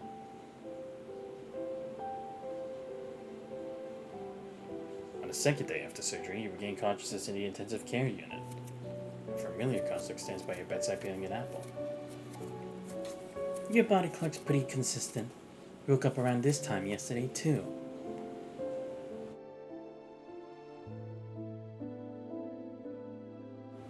But yesterday I was still in FOS. If you're familiar with dryness in their mouth, so you've been in this thing for a long time. You don't remember me? Do you even remember how you got here? I don't remember. Fantastic. Should I congratulate you on the unfortunate awakening once again, only to discover your head's been damaged? Where's instructor and the others? You won't be going back to the organization anytime soon. You can understand basic instructions, just listen to me. I'm the Babylonia consort specifically assigned to you. Can't believe I had to repeat this nonsense again. The doctor says you have an intracranial hematoma. It's not serious, it can heal on its own, so they didn't perform surgery. But it might be temporarily compressing some nerves. In simple terms, your brain's going to be malfunctioning for a while. From the looks of it, you lost your memory. What a cliched turn of events. What have I forgotten? I don't know how far back your memories are intact. So we're at a test now, especially since you're in better shape today than yesterday. What's your name? Where are you from? What's the last thing you remember? Think carefully about each one. I'm student at FOS Military College on the verge of graduating. The last memory is, I think it was participating in some kind of ground combat simulation. Who are my teammates? I should be able to remember. There are such pathways through your skull, but the moment they touch your memories, intense pain erupts. Your memories are like a hazy cloud of mist. Right before your eyes, yet impossible to grasp no matter how you try. Pain develops your every attempt to reach for that mist. Within mere seconds, cold sweat breaks out across your forehead. I can't remember. Seems like you only remember things from before landing. Alright, that's enough. Forcing yourself won't do anything. Do I still need to update you on the situation? Doesn't seem very worthwhile now. According to the doctor, this memory loss you're experiencing will likely recur. I could tell you everything now, but tomorrow you might just reboot again. Tell me about it. Here's your arm with the needle in it. According to your belongings at the corner that still bear the unified FOS insignia. My terminal should be in the outermost compartment. Please bring it to me. Thanks. The consort curiously rummages through the backpack and quickly finds a terminal with a spider web of cracks across its screen. Surprisingly, it still turns on. The quality of your terminal isn't half bad. If my memory keeps rebooting, I'll record the important information. What's your name? Why are you following me? And why are you helping me? But you struggling to hold up the terminal with shaking hands while asking questions with such a serious expression, the female consort suddenly burst into laughter. Moved her fruit knife in her hand up and down as peals of laughter escaped her throat. Are all you FOS folks this funny? Why so serious? Think you can earn extra credit or something? She laughed so hard that tears formed in her eyes, completely forgetting the slightly yellowed oxidized apple in her hand. Okay, I'll tell you. I've changed my mind. My real name is Vera. You can call me that in private. Vera. Don't record that in your terminal. You'll record my code name in your terminal, Hound. Call me that when other people are around. I'm a consort from Babylonia, though I usually work on the ground, leasing the higher-up sorted FOS little masters and mistresses to come down for field training. So I got assigned to babysit them. Okay. Wait, so you're telling me this was Vera's frame even before... Wait, so she's always been using old frames? What the hell? Or is this just like it's formatting my memories of the past with a new version of Vera? I don't even know anymore, man. So confusing. Sorry about that. Needed more water. But hey, I mean, they'll answer sooner or later. We're not masters and mistresses. Nor we children. Think whatever you want. Fragile flowers raised in the greenhouse of Babylonia are terrible at self-assessment. You want me to drop this prejudice? Why not show some real substance and prove yourself? Sounds nice. Climbing up like that. This one's a complete fool. Is there any other information about you? That's all I'll tell you for now. The rest depends on your condition tomorrow. That's all for now, so you should get some rest. She takes a bite of her apple, then rests her other hand on your forehead, gently stroking as if soothing a small animal. Well, is the construct saying really all synthetic fiber? Part your lips slightly as I wanted to say something, but for some reason you swallow your words. That's right. Just like that. No matter how many questions my little hatchling has, put them aside for now. Return to your dreams. It's the best place for someone who's injured. Get well soon. Her eyelids grow heavy. Perhaps it's the medicine. Perhaps it's a miraculous way the human body repairs itself. Either way, drowsiness overtakes you once again. You recover well, you'll be moved to the regular ward tomorrow. What a pain. I had to play nice with those Babylonia people. Should just taken the test materials back to headquarters. Whatever. My mind must have short-circuited, so I had to use that thing to save your life.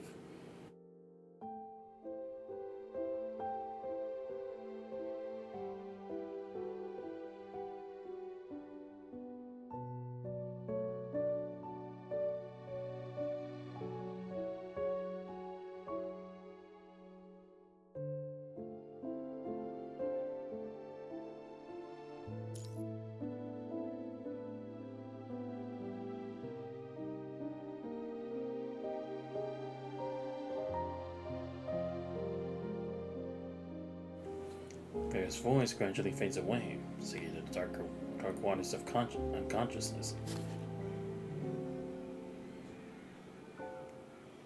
Third day after surgery? Well, at least that's what you learn from the notes in your terminal. It's already been 3 days since the operation.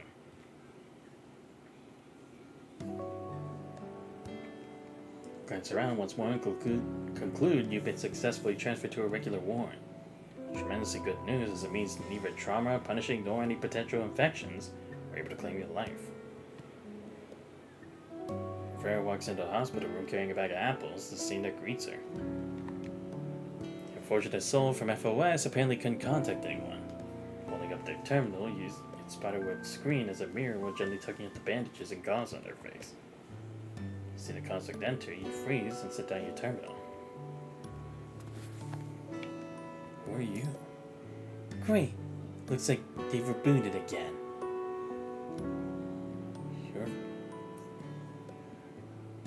You are Vera. I paused briefly as if hearing a distant call. But the brief moment of discomfort quickly subsides in the depths of her mind. Not bad. You got all this recorded in your terminal. Let me see. Not right now. Is there another school regulation? I'm your assigned construct, but I can't look at your terminal. Let me say it again. The higher-ups wanted to further develop commanded construct collaborative tactics. That's why they assigned constructs to you reserve commandants for this graduation assessment. So I got transferred here, which means I have the right to access. I can tell from your face. You think I have no right to access it? This is how Babylonia usually treats constructs? I really can't. What if I wait until you sleep and force my way into it? It doesn't use a password. Force hacking it won't work. Well, isn't that just perfect? The commandant's absolute authority, right? Vera pulls up a chair beside the bed and sits down. Her hands and apples appears ready to be peeled. I can't be bothered with this nonsense anymore. Whatever. I promised you yesterday that I explained more about the current situation. Go ahead. Let's start with how you got this wound. At the time, we were both in the middle of a combat assessment, but to rendezvous with the main force. But then an unexpected incident burst out of nowhere. Abnormally active corrupted not only broke through the base defenses specifically designed for combat training, but even the 2 nearby conservation areas couldn't escape unscathed. We got separated from FOS's team. He was severely injured while helping evacuate the conservation area, so I had no choice but to keep you in the danger zone temporarily to save your life first. I had no choice but to use the test materials. Test materials? Yes, it's a new type of repair material we were supposed to collect for our combat mission. Still in the testing phase. The expected effect is that it can better contain the punishing virus while maintaining good compatibility with the human body.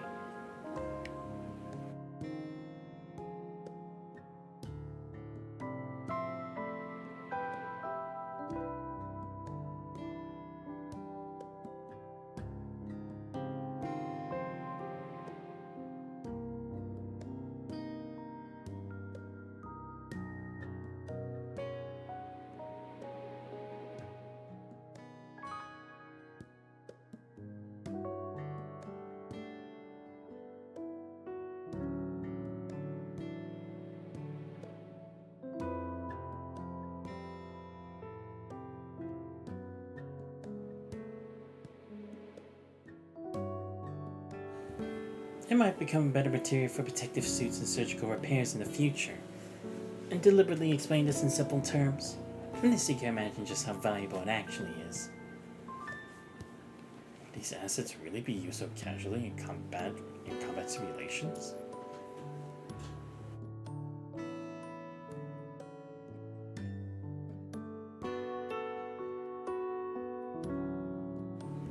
Originally, we only needed to deliver the material to the next base to complete the assessment mission, but now as you can see, this is the gash where corrupted pierced through you. I used the also precious test material to fill your wound. Don't blame yourself or panic. Once conditions stable, we'll turn you in along with the material. When we get back to Babylonia's territory, professionals will remove it for you, and your abdominal wound will receive better treatment. Wait, that's why I'm like so confused. Is this actually like the past or what? Because I feel like I would have heard of you would have talked about something like this by now. Like a strange wound in the chest.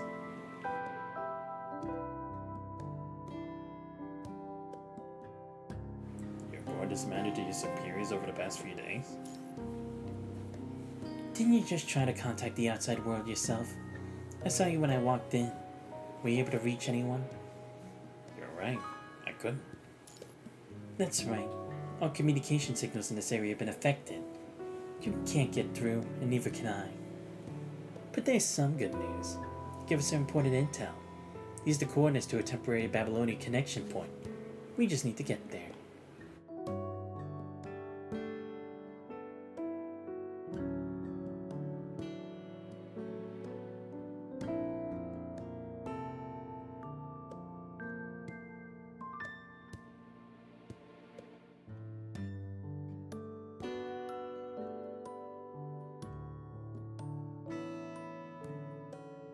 As she speaks, Vera points to another marked location.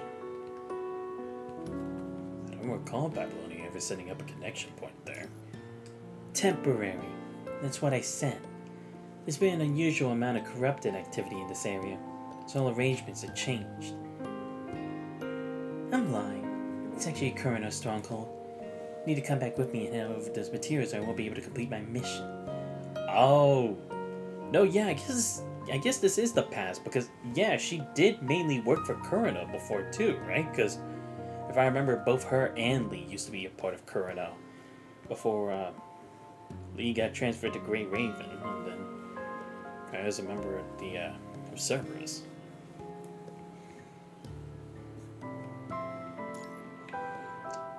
So after 3 days, do you understand our current situation now? But again, this is the past. You're seriously telling me, once again, her new frame is her old frame? That is a unbelievable twist, if I'll be completely honest. If that is the case. Or maybe it's just like how I remember it now, like maybe this is a new look and I'm just thinking back on the good old days. I think so. Thanks, Vera. Now we just need your body to recover quickly. But you're mobile when we leave this temporary medical station. The corrupted are moving strangely this time. I suspect it might spread further if it reaches here. Yeah, just finish your sentence, but it's clear that time's luxury for both of them. Roger that. Good. We covered everything important. You like some apples? Cuts a small piece of apple and hands it over. You haven't eaten anything these past few days. Whenever I had an apple, you kept eyeing it hungrily. I doubt you'd bother recording something like that. You still can't eat today, but we can do it like this. She squeezes the fruit and a drop of pearlescent juice falls into your cracked lips. Drop blast the rain on parched earth.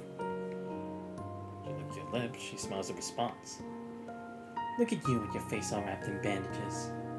Santos, how about I give you a code name too? Little Mummy or Big Mummy? Take your pick. Are you kidding me? Just call me Commandant. It doesn't really suit your current state anyway. Don't forget your head's still a bit messed up. I'm going with Little Commandant then. It's settled. Yeah. So everyone's always gotta take a jab at me, why don't you? Be the first. A Little Commandant diligently notes down every conversation with Vera. So 3 more days pass where memory resets each morning until today. You recover quickly. Today you're able to get out of bed while holding onto the handrails, improving at a pace that surprises even Vera. More importantly, today your memory doesn't reset till before your arrival on the surface. You actually remember me today. I remember you staying by my side last night. I woke up in the middle of the night and saw you resting in a chair. It seemed like you were having a nightmare. Can it really be called a nightmare? Look at Vera, she could almost see her own furrowed brow from last night reflecting in your eyes. Yes, constructs have nightmares too. In that regard, we're not so different after all. There was never much of a difference to begin with. We're all just living the same life. The fact you'd even ask such a question showed you haven't spent enough time around constructs. I'll learn more during our time together going forward. Enough of that. Here. You can bake me for it, maybe I'll let you have some fruit. Piece of never apple and offers you a small piece, so you can finally eat a little something now. Your memory retention has improved. Seems the intracranial hematoma is getting better. It's good. Thanks for taking care of me, Vera. You absolutely should thank me. Rather than that, why don't you try to recall what happened before while you're in good condition? The scrutiny creeps into Vera's gaze. My memory hasn't reset today, but I still only remember what happened before the landing. I don't remember anything about the corrupted activity or getting separated from the organization that you mentioned. That's fine then. Same as before. Seems let us like sigh of relief. Oh, right, yeah, cause... No, yeah, cause... Wasn't it actually that she was just standing for some reason? Maybe she had exhausted all her energy by that point and we took a hit for her? At least I'm guessing from that moment before we passed out.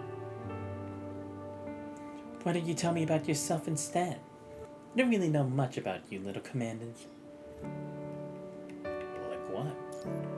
Just talk about your life in FOS. What kind of mentors and friends you have.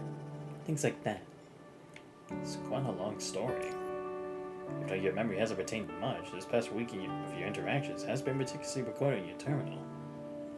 On this terminal is like holding all the care and attentive treatment you received from constructs these past few days. Some thought you select a specific point and begin talking. Let's start with when I entered FOS college. Sun gradually climbs higher outside the hospital room window, shadows shifting with it. Not only lost your memories since arriving on the surface, but even your past memories are fragmented and intermittent. Nevertheless, after several exchanges, Vera's pretty much figured out what life and studies were like at FOS, even learning about that silver-haired girl who consistently placed second in the rankings. That's about everything. You people are so lucky. But the surface is in turmoil, and Babylonia at least provides you a peaceful place to grow up in. Babylonia. Calling you greenhouse flowers wouldn't be an exaggeration. I'll prove down more than that. So should I just play along and say I'm looking forward to that day? Don't take other people's opinions too seriously. This world can't eliminate prejudice, unless punishing wipes out all of humanity.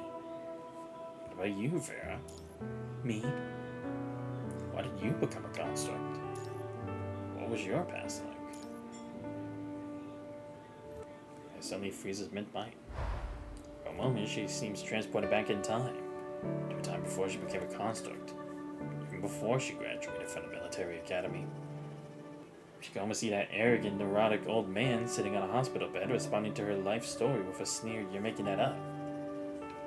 The person she was back then isn't so different from the commandant now.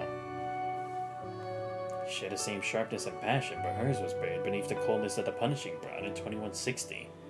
Right, yeah, because for her it was like she had to experience the suddenness of when it happened, right?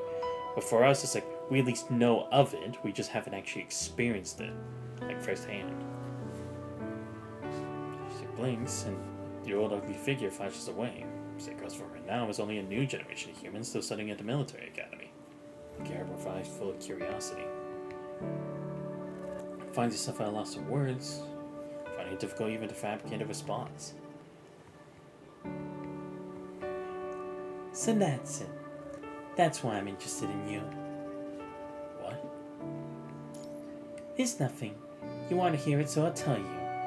Considering an exchange of intelligence, since you already told me quite a bit about yourself. It's a very interesting take, even for the New World.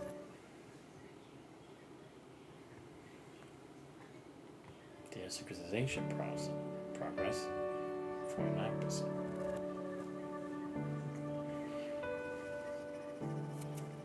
Vera slowly begins peeling her second apple of the day. She's grown accustomed to it, using it as a trigger to draw out her memories. Just like that night before the punching outbreak, she once again fabricating a story from her past to achieve some purpose. The apple peel is suspended under her knife, hanging by a thread. Barely considering her outline, she begins their tale. I never even had parents. I lost both of them when I was very young. Not exactly a happy beginning, right? Like the opening chapter of a hero's epic. Are you trying to comfort me? Suit yourself. I couldn't care less what kind of novel I'm living in. Anyway, I was passed around between distant relatives since I was little. When one family didn't want me, I'd go to the next. I'd bring them bad luck and get sent away again. Apparently, my parents left me quite a fortune, so even though they didn't like me, my relatives would stick around for a while, because of the hefty inheritance. I've seen plenty of shameless people fighting over money. Fortunately, I was so touched by the lingering light of the Golden Age. Once I was a bit older, I found a way to get away from those people. Where did you go? Back then, no one could have predicted the approaching punishing disaster. What people saw before them was an era of unprecedented peace.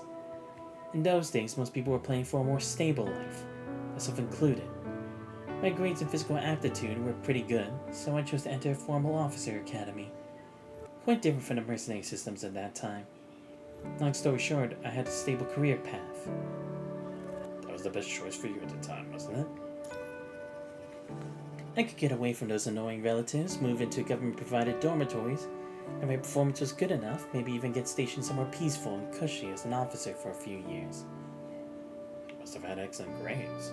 What makes you say that? Do I look like the serious, studious type? To be honest, not really. But you take matters concerning me quite seriously. Well, you're half right. Choose her words carefully. The boundary between her fabricated outline and the truth, she expands gradually blurring into ambiguity. When it came to academics, I was quite diligent. I consider myself cautious in other matters. For example, back then I received invitations from many consortia and institutions. Just by signing contracts with them, I could have gotten substantial material support, and to replenish the assets that were spent and plundered after I chose my academy. You accept? I didn't accept any of them. On one hand, I believed that there's no such thing as a free lunch. I always felt that someone might use those contracts to do something harmful. But in retrospect, it wouldn't have mattered much. That sign around contracting your dead environment only became widespread after the punishing outbreak. Order and prosperity often go hand in hand, a quality that the Golden Age was in no shortage of. As for the other reason, I thought I was so impressive with my own unique survival strategy, when really it was just about fighting to be number one in everything, creating more options for myself. That's all. So what kind of choices did you get? They were all trash. They barely qualified as choices. Just me reacting to my circumstances. And there was very sadly as memories resurface as through a piece of fruit peel. How should I explain this to you? At the time, some of my classmates from well-off families aimed to graduate into logistics or other positions. Such comfortable futures required finding someone else to shoulder the burden of more demanding locations. Then there were those with leadership skills and charisma whose life goal was simply to climb high as possible. They didn't care about going to the front lines. All that mattered to them was being the ones who held the most power. These types usually had their factions. So, all sorts of classmates and comrades took notice of someone like me. Excellent academic performance, but no background, no family, and few friends. At first, they bestowed their invitations upon me, mostly under the pretense of sharing mutual benefits, expecting me to join them with grateful reverence. I call your bluff. Eager to jump in with an answer. You're right. I was too uncooperative for my own good. They got irritated and started placing little harmless stumbling blocks in my path, making slip up during training or causing trouble during minor operations. Decidedly with a label of malicious competitor. While I was struggling in their spiderweb, they used the same tactics against anyone willing to associate with me. It was a predictable outcome. I traveled alone and in the end I left alone. In between all kinds of people walked with me for a while, want to part ways for various reasons. Rubio falls under the plague with a soft scraping sound completely removed. By then, Vera might have indeed cut through the spider web, only to fall into an even deeper bottomless pit. There's no point in talking about this anymore. Whatever order existed back then, the punishing virus had torn her all to shreds.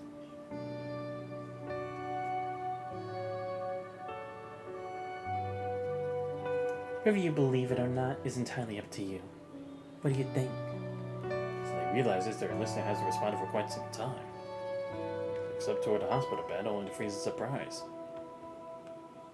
Because she sees that the little commander from FOS is still holding the apple slice she had cut earlier and not having taken a single bite, furrowing their brow and staring intently at her. What pricks. You actually believe that? The man is momentarily stunned.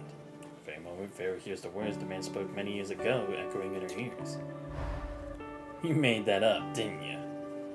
Just as a poor person can't imagine the limits of a rich life, your story's riddled with holes. You've never been loved. You lied to me. Seeing the earnest expression on the commander's face, Vera takes a hint of surprise within herself. As I realized that with each response from the commander, her narrative was gradually becoming more and more truthful. I was just joking earlier. I wasn't lying to you. That's how the story really went. So then after listening for so long to this boy's story of mine, you learned what you wanted to know. You didn't really ask much. With all your questions, were you trying to learn about the life of my temporary teammates? Or did you want to understand what the world looked like at the tail end of the Golden Age? After hearing her story, watching her nonchalant movements, the commander suddenly posed a somewhat strange question. Vera, are you disappointed? What kind of stupid question is that? Do I look disappointed to you? Or are you saying that if you input experiences like these, the only possible output is cynicism and world weariness? You really are sheltered, aren't you? You haven't even graduated from FOS yet. How many people have you actually met? How many situations have you observed? You're probably still stressing over exam scores every day. Not all hardships will forge.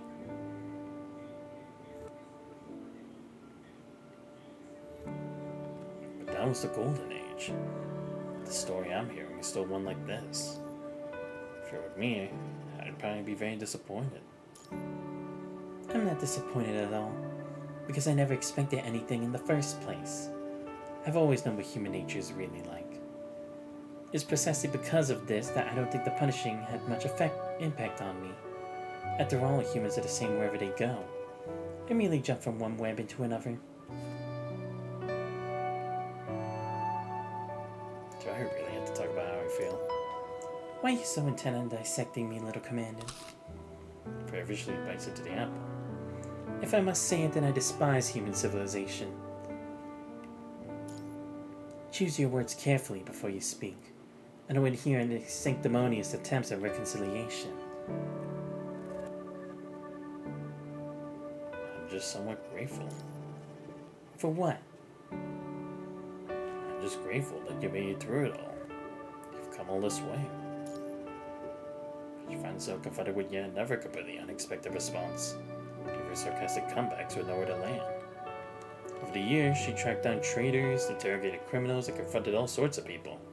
Their responses always aligning closely with what she had anticipated. Now she finds herself repeatedly thwarted in this brief conversation, sinking to an unfamiliar silence. Now that you're in Babylonia, is this somewhat better than before? How naive is it? Can this even be called naivety? Seem to belatedly realize I said too much of a construct I've only recently met, so I'd lower your head to nibble on an apple as well. To observe each other in silence, eventually reach a peculiar kind of understanding. You've been the one figuring everything out these past few days. Thank you. Taking care of you has truly been the easiest mission I've handled. However, rather than continuing to waste time on small talk, you should focus on how we'll reach the connection point to Babylonia next. Once you've recovered a bit more, we'll need to get moving. Vera checks the timeline Kurano assigned her. There are many days left. For the deadline, she must submit those test results. we stay here for 3 more days? 2 days, or 3. At the very least, we should wait until your stomach wound. It's a lamp suddenly flickers on emergency. Alarms in the corridor outside the ward begin to wail. Emergency alert? Corrupted. Responding to the alarm, enter the muscle memory, immediately propping yourself up on a hospital bed and struggling to climb down while clutching your side. If they spread all the way here, our rear defenses must have gone completely haywire. Never seen corrupted attack this ferocious before. It's only intuition creeps through her mind, but you can't quite grasp what it is. Do you understand what's happening, little commander? This attack you've unfortunately encountered is no ordinary one. Even if you run for your life, you might not be able to escape. Afraid? No. Don't move on your own. You're injured. Wait here while I check the corridor. Set of alarms isn't great to Vera's mind. Steps toward the exit and reaches the door to the hospital. Are you sure you want to open that door? Place her fingers on the door. Use a screeching for the corridor. But quickly by the agonized screams of those who couldn't evacuate in time. Shadow of the Punisher virus looms over the earth. There's nowhere that's absolutely safe anymore. This temporary medical station will soon transform into a hellish inferno. He swamped the surface for many years. This winter in 2160. Just witnessed countless massacres just like that snowy night. Forget it. Change of plans. And I'll leave you to the corridor. We're not that high up, so we can use the window. Sees through the small window and the door in the corridor. Sees no response from you for an uncomfortably long time. I'm not running. Turn around and look. Just for a moment. Wait, what are you doing? Plays around with a delayed realization. The moment she dreads seeing a scene reminiscent of an incident from years ago. She realizes it with dismay. Yes, it's almost exactly the same. Except motion is poised in a martial stance, tightly gripping a small fruit knife.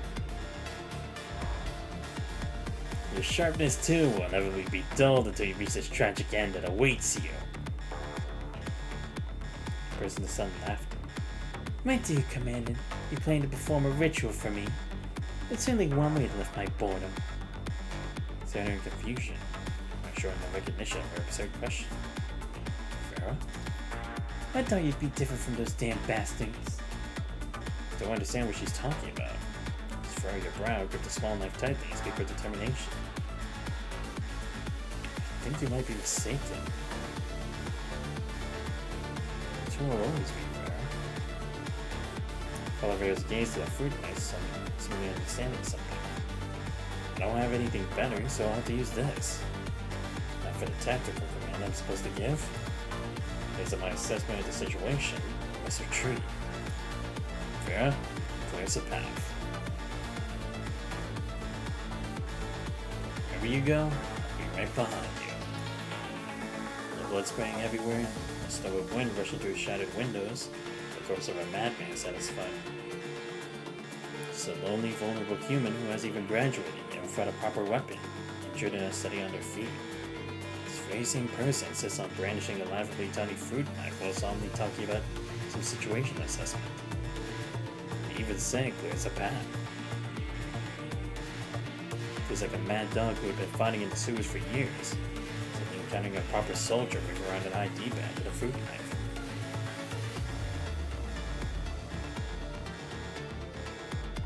He's instinctively feeling that this winter will be unlike any other.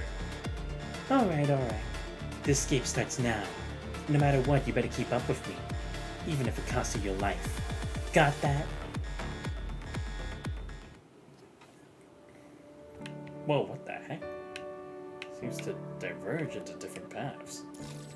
Damn, I'm only on the 5th. I've only cleared 5? Well, then again, I guess I did step out for like 15 minutes. The old man used to sit in the corner. Died yesterday.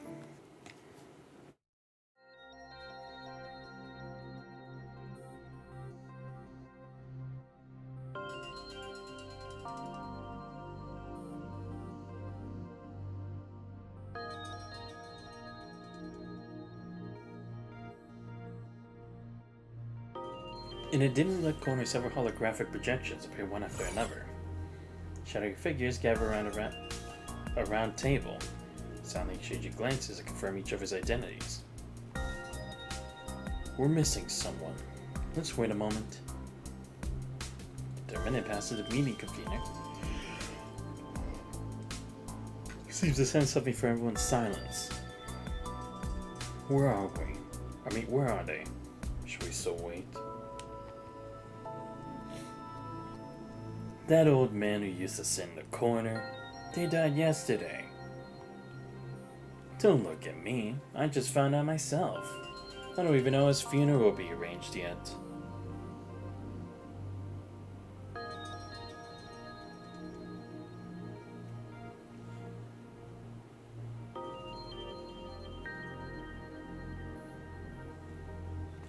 Colonel leaders have been getting killed one after another lately. Who knows that they were involved in some weird project and got what was coming to them. I'm guessing no one dares to hold a big funeral for that old guy. Silence. Then let's get straight to the point. You're in charge of tracking these recent killings. You speak first. I see that Aurora Squadron has also assigned a team to assist with this.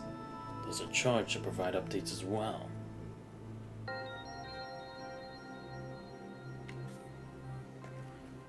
Understood. Resources don't come for free. Silence. I didn't authorize you to speak.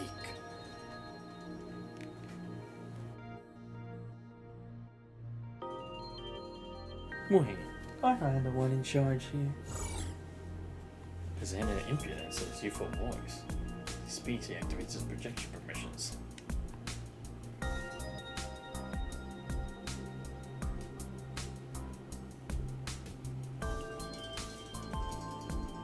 Sorry, just check this over my phone real quick.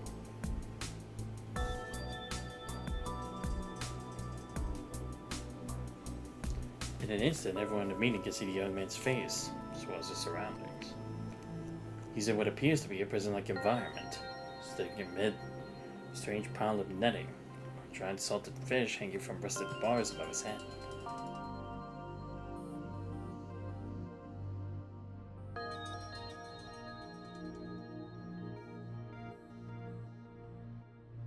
Where are you? That's not important. I'll explain later. Let me introduce myself first. I assume some of you don't know who I am. My name is Hanif. I currently work for Colonel Headquarters. My job is to supervise several small units of the Aurora Squadron. They were originally secret forces from that flying fortress, but they branched off quite some time ago. Let's get down to business. Recently, I've been investigating this matter. There's someone with an extreme hatred for Colonel who's systematically assassinating our people. Actually, assassination isn't quite right, since the killer is rather flamboyant about it. They even announced who they'll kill next. It's got everyone flustered. Judging by the look of you lot, looking worried one after another, we're all concerned that they may be next, right? He did projection moves his arm, boldly pointing toward everyone present. But the killer is a ghost hiding in the shadows. To be honest, I haven't been able to uncover any relevant information. But you. But I've made a major discovery that's enough to identify the killer. We detected strong punishing reactions in the recent victim's body. For this, we've only observed similar punishing reactions near ascendants. Upon hearing Hanif's words, a slow stir ripples through me.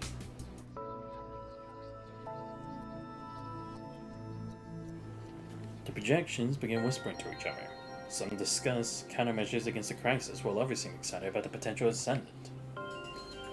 Hold on with the discussions. Whether it's an ascendant we haven't discovered yet or some kind of controlled punishing creation. The target is us. It seems more appropriate for everyone to worry about their own safety first. They're closing in. They seem to know a lot about Kurano.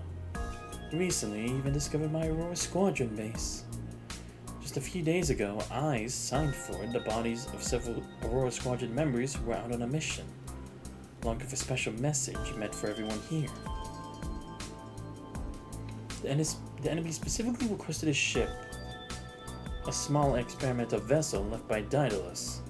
Ladies and gentlemen, do you know which ship they're referring to? Upon hearing the enemy's specific demand, everyone present falls unexpectedly silent.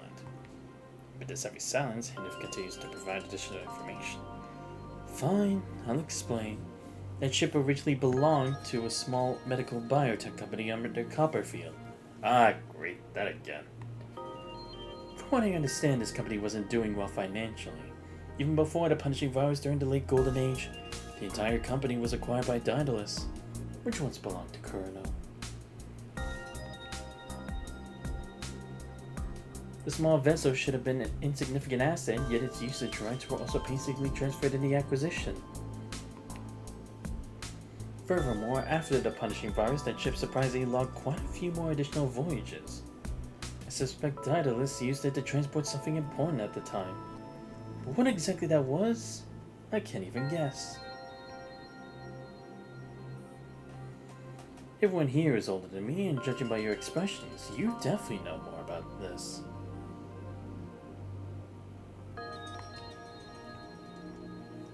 I can guess what you're about to say. Wait a moment, please let me finish first. I've investigated that ship and obtained some rather important information.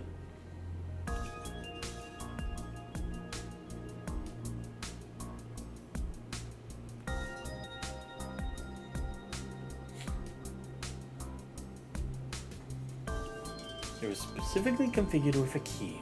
Without that key, it cannot be activated at all. When Daedalus separated from Kurano, they deliberately made an extra backup with this key and took it with them.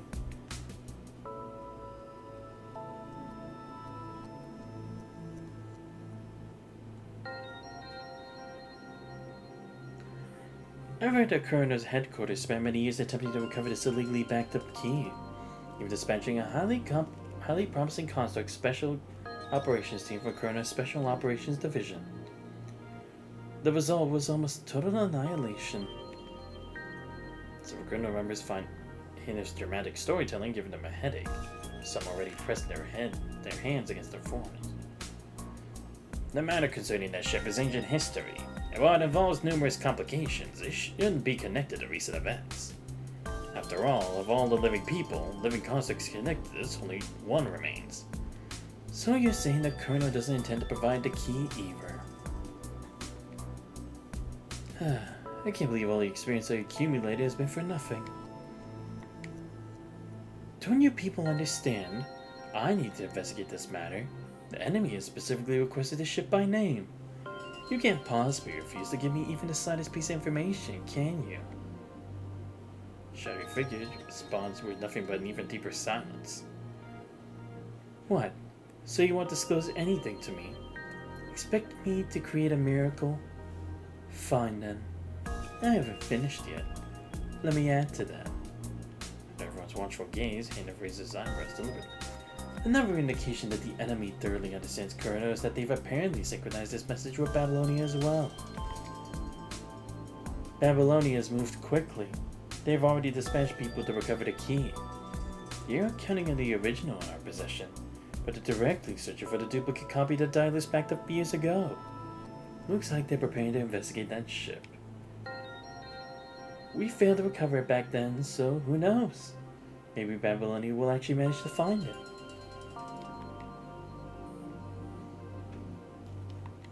The meeting falls silent for several seconds.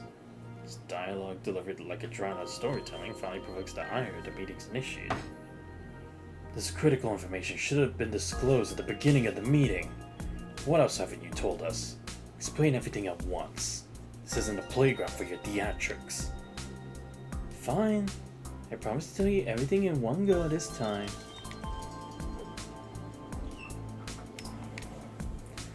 I've investigated. The one Babylonia sent is none other than the construct Vera, who previously served in Kurano's Special Operations Division. Vera was part of the backup key recovery project years ago, and the only one who survived it. I must admit my admiration. This Miss Vera is incredibly capable. She quickly made enormous progress, immediately checking out the traitor who caused their Special Operations Division to fail back then.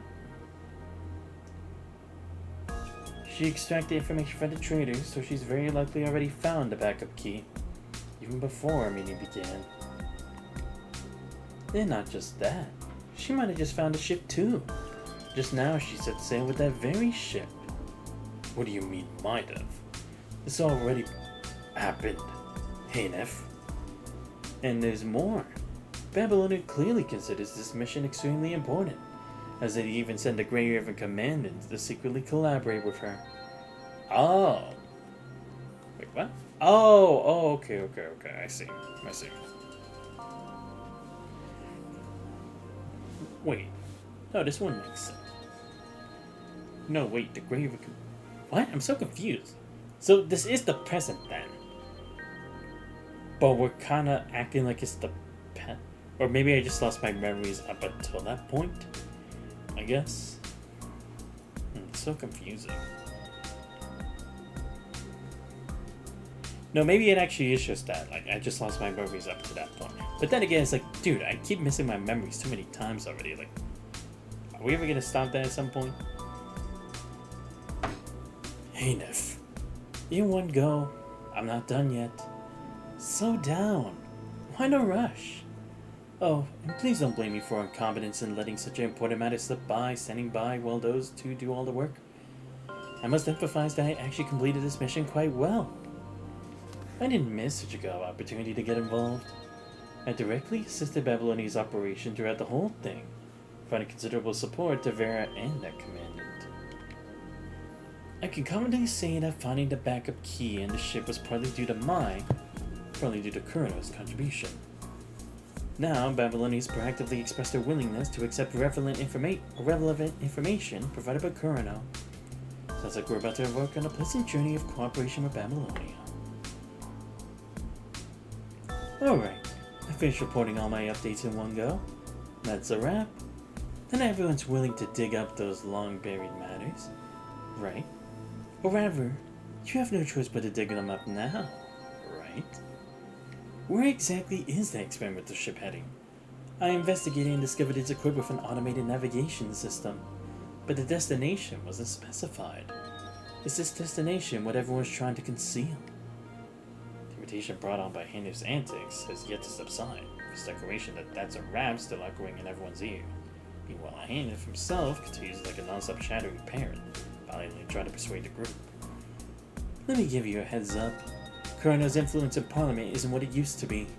Parliament has improved management systems and ethical supervision for all laboratories. Plus, the Purifying Forest Ethics Committee and very specialized inspection teams are all actively monitoring. Everyone should distance themselves while you still can. Cooperating with Babylonia now is probably the best solution. The governor finally loses their cool and cuts off his microphone. His projection continues moving its mouth, but the meeting venue only hears a screech of feedback for the microphone.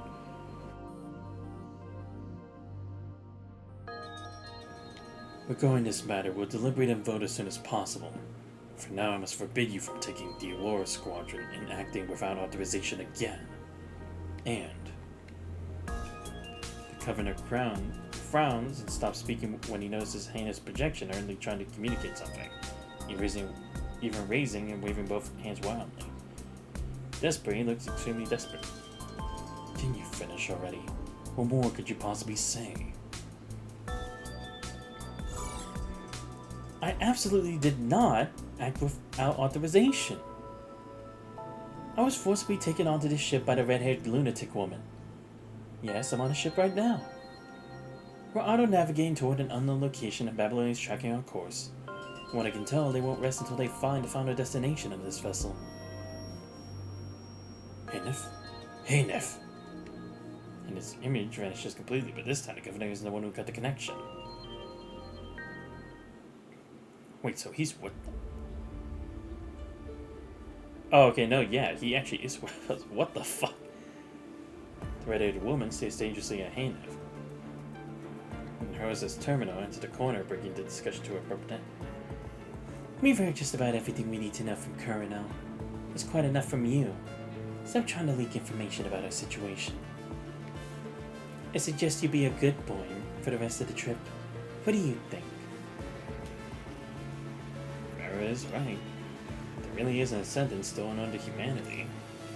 then our top priority is to find and eliminate it. We can't allow another entity overflowing with punishing to develop unchecked. So Anif, everything you've done so far has been correct. Yes, with additional intel from Kurno, Babylonia will be able to find information about the ship more quickly, where it's heading, or might be waiting at its destination. But then exactly who our enemy is and what they're planning. Dim lights illuminate Vera and you, stretching your shadows into giants that follow you Cove Hanif, who sits on the floor. You shift between the two figures before him. For a moment, you're finally forced out a question. I've been wondering for a while now. Do you two always talk like this? As you weigh and crash against the hull of a muffled boom as if answering their place. The ship drifts alone at sea, facing the wind and waves as it heads toward its hidden destination. That last wave was something out of the ordinary. Something's here. Vera frowns as she grows alert. We've been seeking our navigation records to Babylonia for the whole trip, right? We've been seeking continuously, though. Have you turned us several times, but I get no response. Communications were cut off just now. So the unexpected is to be expected. I've heard rumors that whenever Grey River's commander goes on a mission, things always... Shut up, brace yourselves. Punishing detective suddenly issues a warning as the surrounding waves surge and fall like a fluctuating punishing concentration. The small boat finally pitches with the waves, throwing everyone to the floor. It appears to have stubbed his toe and can't get back to his feet due to the relentless rock. Grab onto something solid. You've only hurt yourself, that's your problem. Terrifying waves crash against the cabin door, thundering like a storm. The sun frowns, setting herself as she stares at the cabin entrance and draws her bandage spear. My foot! Calm down. So noisy. Someone seems to be inside, knocking on the cabin door. What do you mean, loud? I've always been loud. Shut up. But does his spear forward, he's into the cabin door. I heard. Something corrupted is climbing up the hall. Vera pulls back her bandage spear, kicks open the cabin door, and sure enough, there's a vaguely humanoid figure standing crookedly in the passageway outside. As if hole gapes in his chest, like a stick of bar go by the bandage spear's thrust. Feel the blood. Alright, the threat has been neutralized. Why is there a hetero creature here? No idea, but one thing's for sure. We're being targeted. Vera lifts the hetero creature's remains with the tip of her bandage spear, swiftly flings them into a pile of discarded items at the stern, and immediately shuts the door. It had a descendant who's been busy hunting down Kurno's higher-ups is behind us. They'd certainly be capable of something like this. Everyone stay alert. We can't contact Babylonia and our exact location is unclear. Before Vera can finish speaking, there's another knock at the cabin door. The occupants instinctively glance toward the hole used earlier. The original has nothing but uncertainty shrouded by fog. Punishing virus reaction detected again. Tana gripped the consistently beeping device while Vera raised her bandage spear once more. I thought the first one was a coincidence. If I'm not mistaken, is that thing outside actually knocking on our door? Sounds rather polite, doesn't it? Why not invite it in for a drink? As the exchange between the two, a bizarre idea takes root in your mind. What if we actually try it out? So responding to your suggestion, the unknown entity outside knocks at the door once more with a chilling politeness. Try opening the door, Vera. You want to play with fire? Fine. But don't expect me to bail you out. Vera frowns in protest, yet her hands move to open the door anyway. In a moment, a wave crashes through, drenching the humanoid figure at the doorway. Come on, let's negotiate. Care to come in and take a seat? Vera smiles, but keeps her banner spear cautiously trained at the hetero creature. Surprisingly, because it moves slowly as if responding to her words. Godot. Did you just speak? Godot. Pretty sophisticated, huh? You even have a name. What are you doing here? Who dropped you off? No purpose. Just arrived. Soon leave. Godot moves his legs and walks straight back toward the deep sea behind it, seemingly intent on leaving. Did I say you could leave?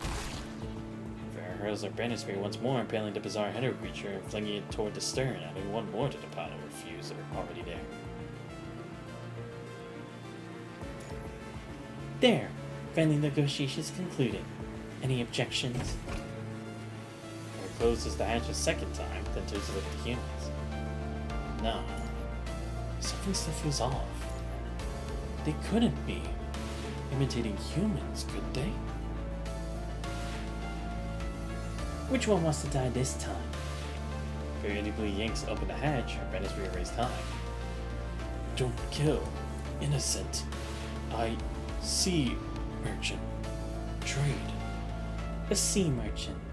What the hell did they eat to suddenly think it's human? Have goods. Header creature rummages in his bizarre body with a clatter. A pile of cogs falls to the ground. Many cogs. Exchange. Exchange cargo from stern. Three of them look toward the stern where the two defeated header creatures lie. I refuse. Any last words from them? Refuse? Refuse? Before Vera's slightly surprised expression, the sea merchant suddenly begins to sob. They companions. Friends. Went to what? Happy things? Yes. Friends. Reckless. Boarded ship. Bothered you. Mistake. What? Accustomed to human language, the header creature sobs as it pieces together a complete sentence. What? Do you expect me to let you header creatures strut around freely on my ship? Even hesitating for a second would be disrespectful to the danger of punishing. No. Wrong. Spare me your talk about right and wrong. It's in my domain. I am right and anything against me is automatically wrong. I'll do it with whoever I want. If you keep whining, you'll be the next one to die. Reggie breaks into wailing sobs. As his fangs and branches his claws, his emotional defenses completely shattered. Fine then. If you got the guts, come and try. Let's see if you can take them back. Vera plants her banister in front of her, sounding leaning in a combat stance. Takes her hand and tauntingly beckons at her creature with her hand. Come. The mostly shattered header creature lets out a piercing screech. The sea mist churns like boiling water and bubbles rise from the dark ocean surface surrounding the boat. The entire ocean seems to boil in anger. Vera, something's wrong. Below the boat. Might be swarming with hetero creatures. That's it. We've drawn them out. When dealing with creatures hiding in the shadows, this is how you flush them out. By plucking the strings of spider's web. How do you like it now, you skittering hetero creatures? Her flashes a cruel smile and hurls her bandit spear with deadly precision. The spear hurtles straight toward the header creature, mere moments of tearing open a wound.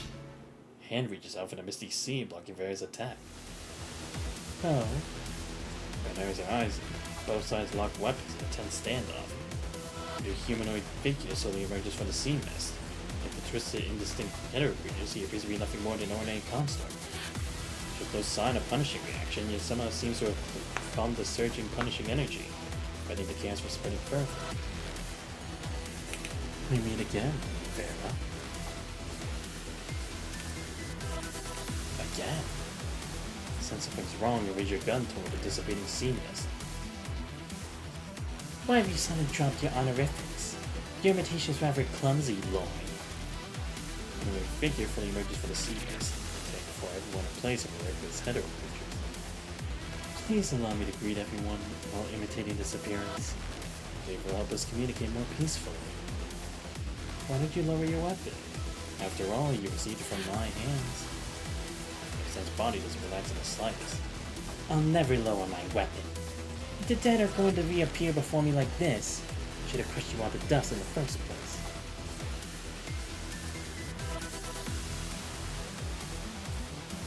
Reducing us to ashes would be pointless. As long as spirit and will exist, imitators of heroes will continue to emerge. There's no need to be angry about that. Besides, it seems you fall into the same hero's dilemma. That Banisphere is the best proof. You should have been kindred spirits. I've heard some interesting news lately. Colonel's upper echelons in panic. Was that your work? It was me. I'd clap if I could. Several of them were exactly who I wanted to die. Since you're right in front of us, you aren't just here to claim credit for that, are you? I don't want to fight you. Instead, I want to talk to you, Vera, Commandant. He shifts his gaze toward the human behind Vera. He steps sideways to block his line of sight. I understand. Let me show you my sincerity first. Make 2 deals with me. You'll be able to reach the shore safely. Beyond that, I'm willing to answer some of your questions as well. To all ascendants, trust things with pretty words. We clearly don't have a choice. His gaze darts quickly between the 2 parties. The high concentration punishing alarm continues to blare relentlessly. The small boat has long been surrounded by header creatures. And if was right, rashly engaging a battle with an ascendant at sea would essentially be abandoning any chances of survival.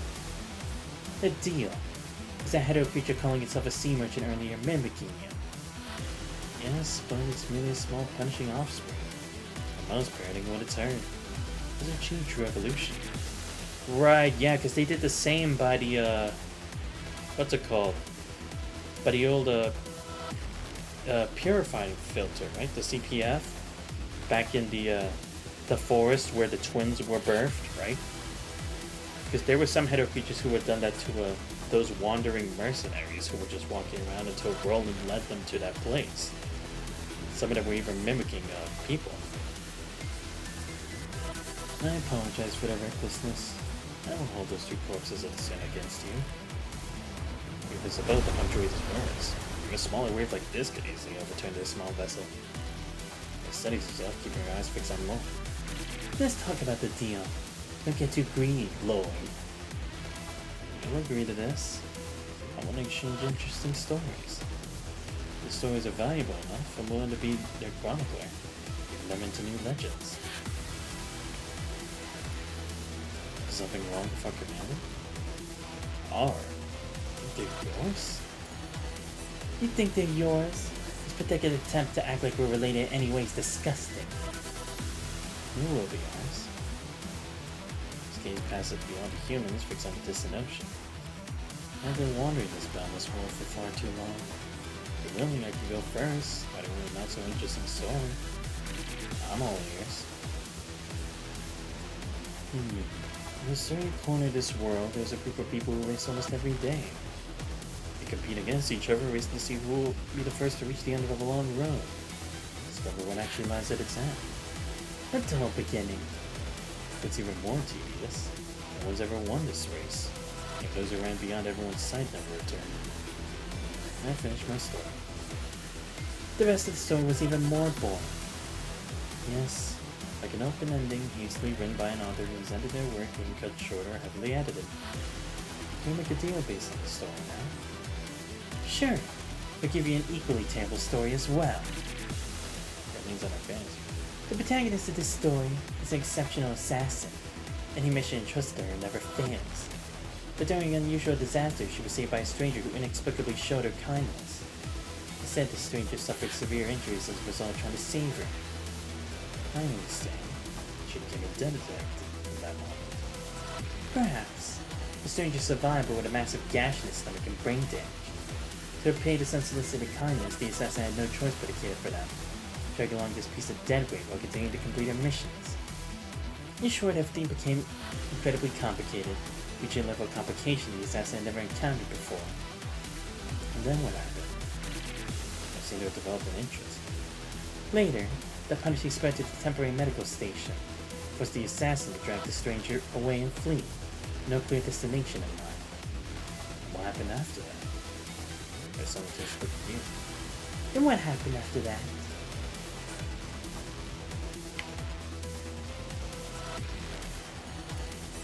Yes, I'm asking you. Do you know what happened next? You hear that? That's it. The story ends there. Equally incomplete. Indeed, it's just like the stories you randomly chomped in half. It's fair. Or rather, no one's being sincere in this exchange, including you. I'm guessing your next deal would just be as infuriating fake. Just spit it out already. raises his hand and points at you. Any degree you ever commanded. Promise that no harm will come to them. Failing, they'll only become better than they are now. Vera picks up her banisphere again, shaking her head with a laugh as if she just heard an absurd joke that's not even worth taking seriously. If I know we'd end up here anyway, I wouldn't have wasted my breath telling stories. After wasting everyone's time like this, how do you plan to make it up to us, you pathetic Lord Fake? Basically dodges as Vera hurls her banisphere, racing past his ear before plunging to the deck. Tremendous force in the near mist dissipates the spear shadow fibers violently. The truth is the complete opposite of what you believe. Name once belonged to me. Cut the crap! Get out of my sight! Another lightning bolt crashes down, illuminating where she stands at the forefront. It's the moment to turn and shout at you. Get to the cockpit and reconnect the signal. I'll cover you. Copy that.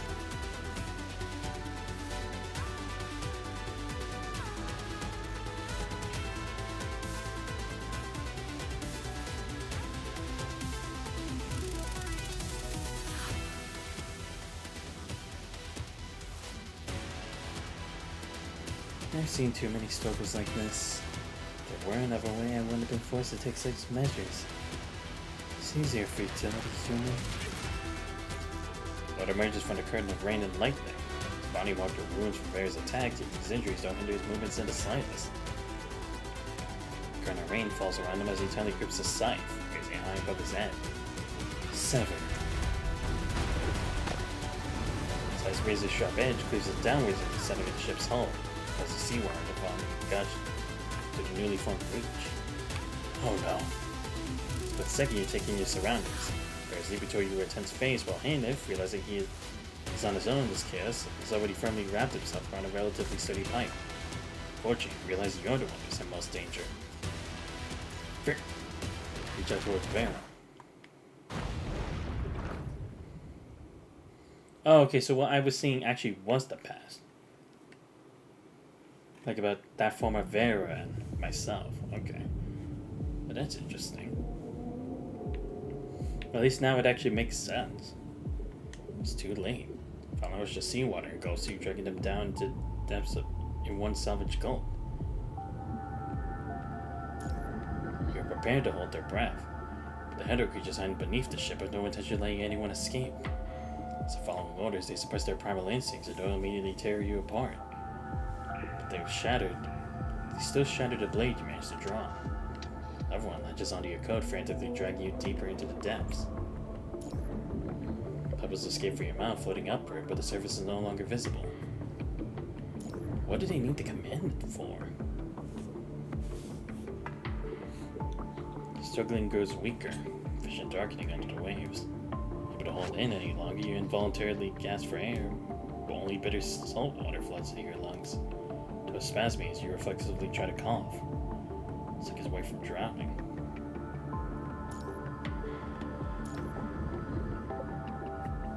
You gradually stop struggling, suspended motionless in the water. The final image flashed before their eyes as a chaotic cloud of bubbles descending from above. Someone to plunge into the sea for the surface. Someone fends out the surrounding hetero creatures, then a cold hand firmly grasping your wrist. Damn. Fuck, I want to do more, but I think this is a good place to stop for now, because it's already 10:30. I gotta go have my dinner. But alright, guys, that's gonna be the end of the stream for today. Damn. I really did anything today. But again, maybe I could have at least gone a bit farther, like maybe to 8 or 9. If I didn't have to help with stuff in the yard, so. Yeah. Anyway, I hope you guys enjoy. Shout out to me, for showing up the stream. But alright, a very interesting thing here. We're starting to see kind of more like how Vera and the Commander have a connection. And I think I actually do recall that it did seem like Vera does care more about the Commandant than she lets on. I don't remember what chapter it was, but it was very long ago, I remember. I didn't remember if it was just like her catching interest in him or just that she actually did know about him, but just like we hadn't learned about it yet. So I guess that's kind of what this is clearing up. But again, it's like, if that's the case, are you telling me once again her new frame here is actually her old one? And then it's like, why does she have it now? Like, is she going to be using it in this instance? Like in the present or something different? I honestly don't know. I'd have to figure as much, considering they said that there were issues with the the current one that she's using, that she used mainly for the Lightning team in the past, hence why she barely used it even when we went to the Utopia. But we're gonna have to see exactly where we go from here. But again, very interesting. Again, not tying too much to the main constructs like the Grey Raven squad, but still also learning bits and pieces about the Golden Age as well. And that's what I kind of like about what we're seeing from this, because we really are seeing like bits and pieces and many different paths of many different types of people during the Golden Age, because that's what you want to know about, right? Because in the end, it's all going to come down to like, what's the truth about the punishing? Is there any way that we can stop it? Even if we did, is that really the end? You know? Because there obviously is probably going to have to be something more with the presence of them, who have told Ishmael to observe humanity. But we're probably like not even close to actually getting to be in their presence. But again, still very cool to kind of see like a new side of Vera that you don't really see in the main story. But anyway, I hope you guys did enjoy the stream for today. I will try to do another day of this sometime this next week. I'll see if I can do it like during the weekday. I don't know which day, but I'll try to see if I can do that. And we will still have Trails in the Sky 3rd tomorrow. We'll be covering some more of the memory fragments we had to do, and a bit more of grinding. Because I think I'll have 2 more streams left after that. And then we'll be finished with the series, because I still have a couple more doors I have to go through.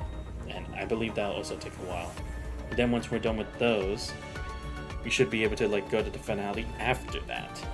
But I don't know if I'll be able to finish that on Wednesday. We'll have to see. Depends on how much time it takes.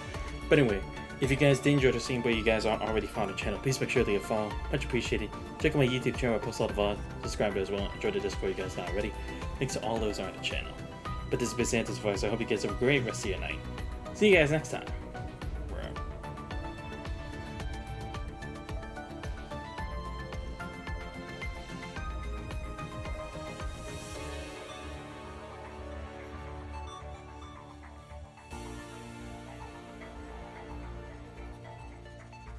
ケルベロスは寝かしつける必要なんてないわ。こうしてわかった？早く休まないならあなたにも必要かしら。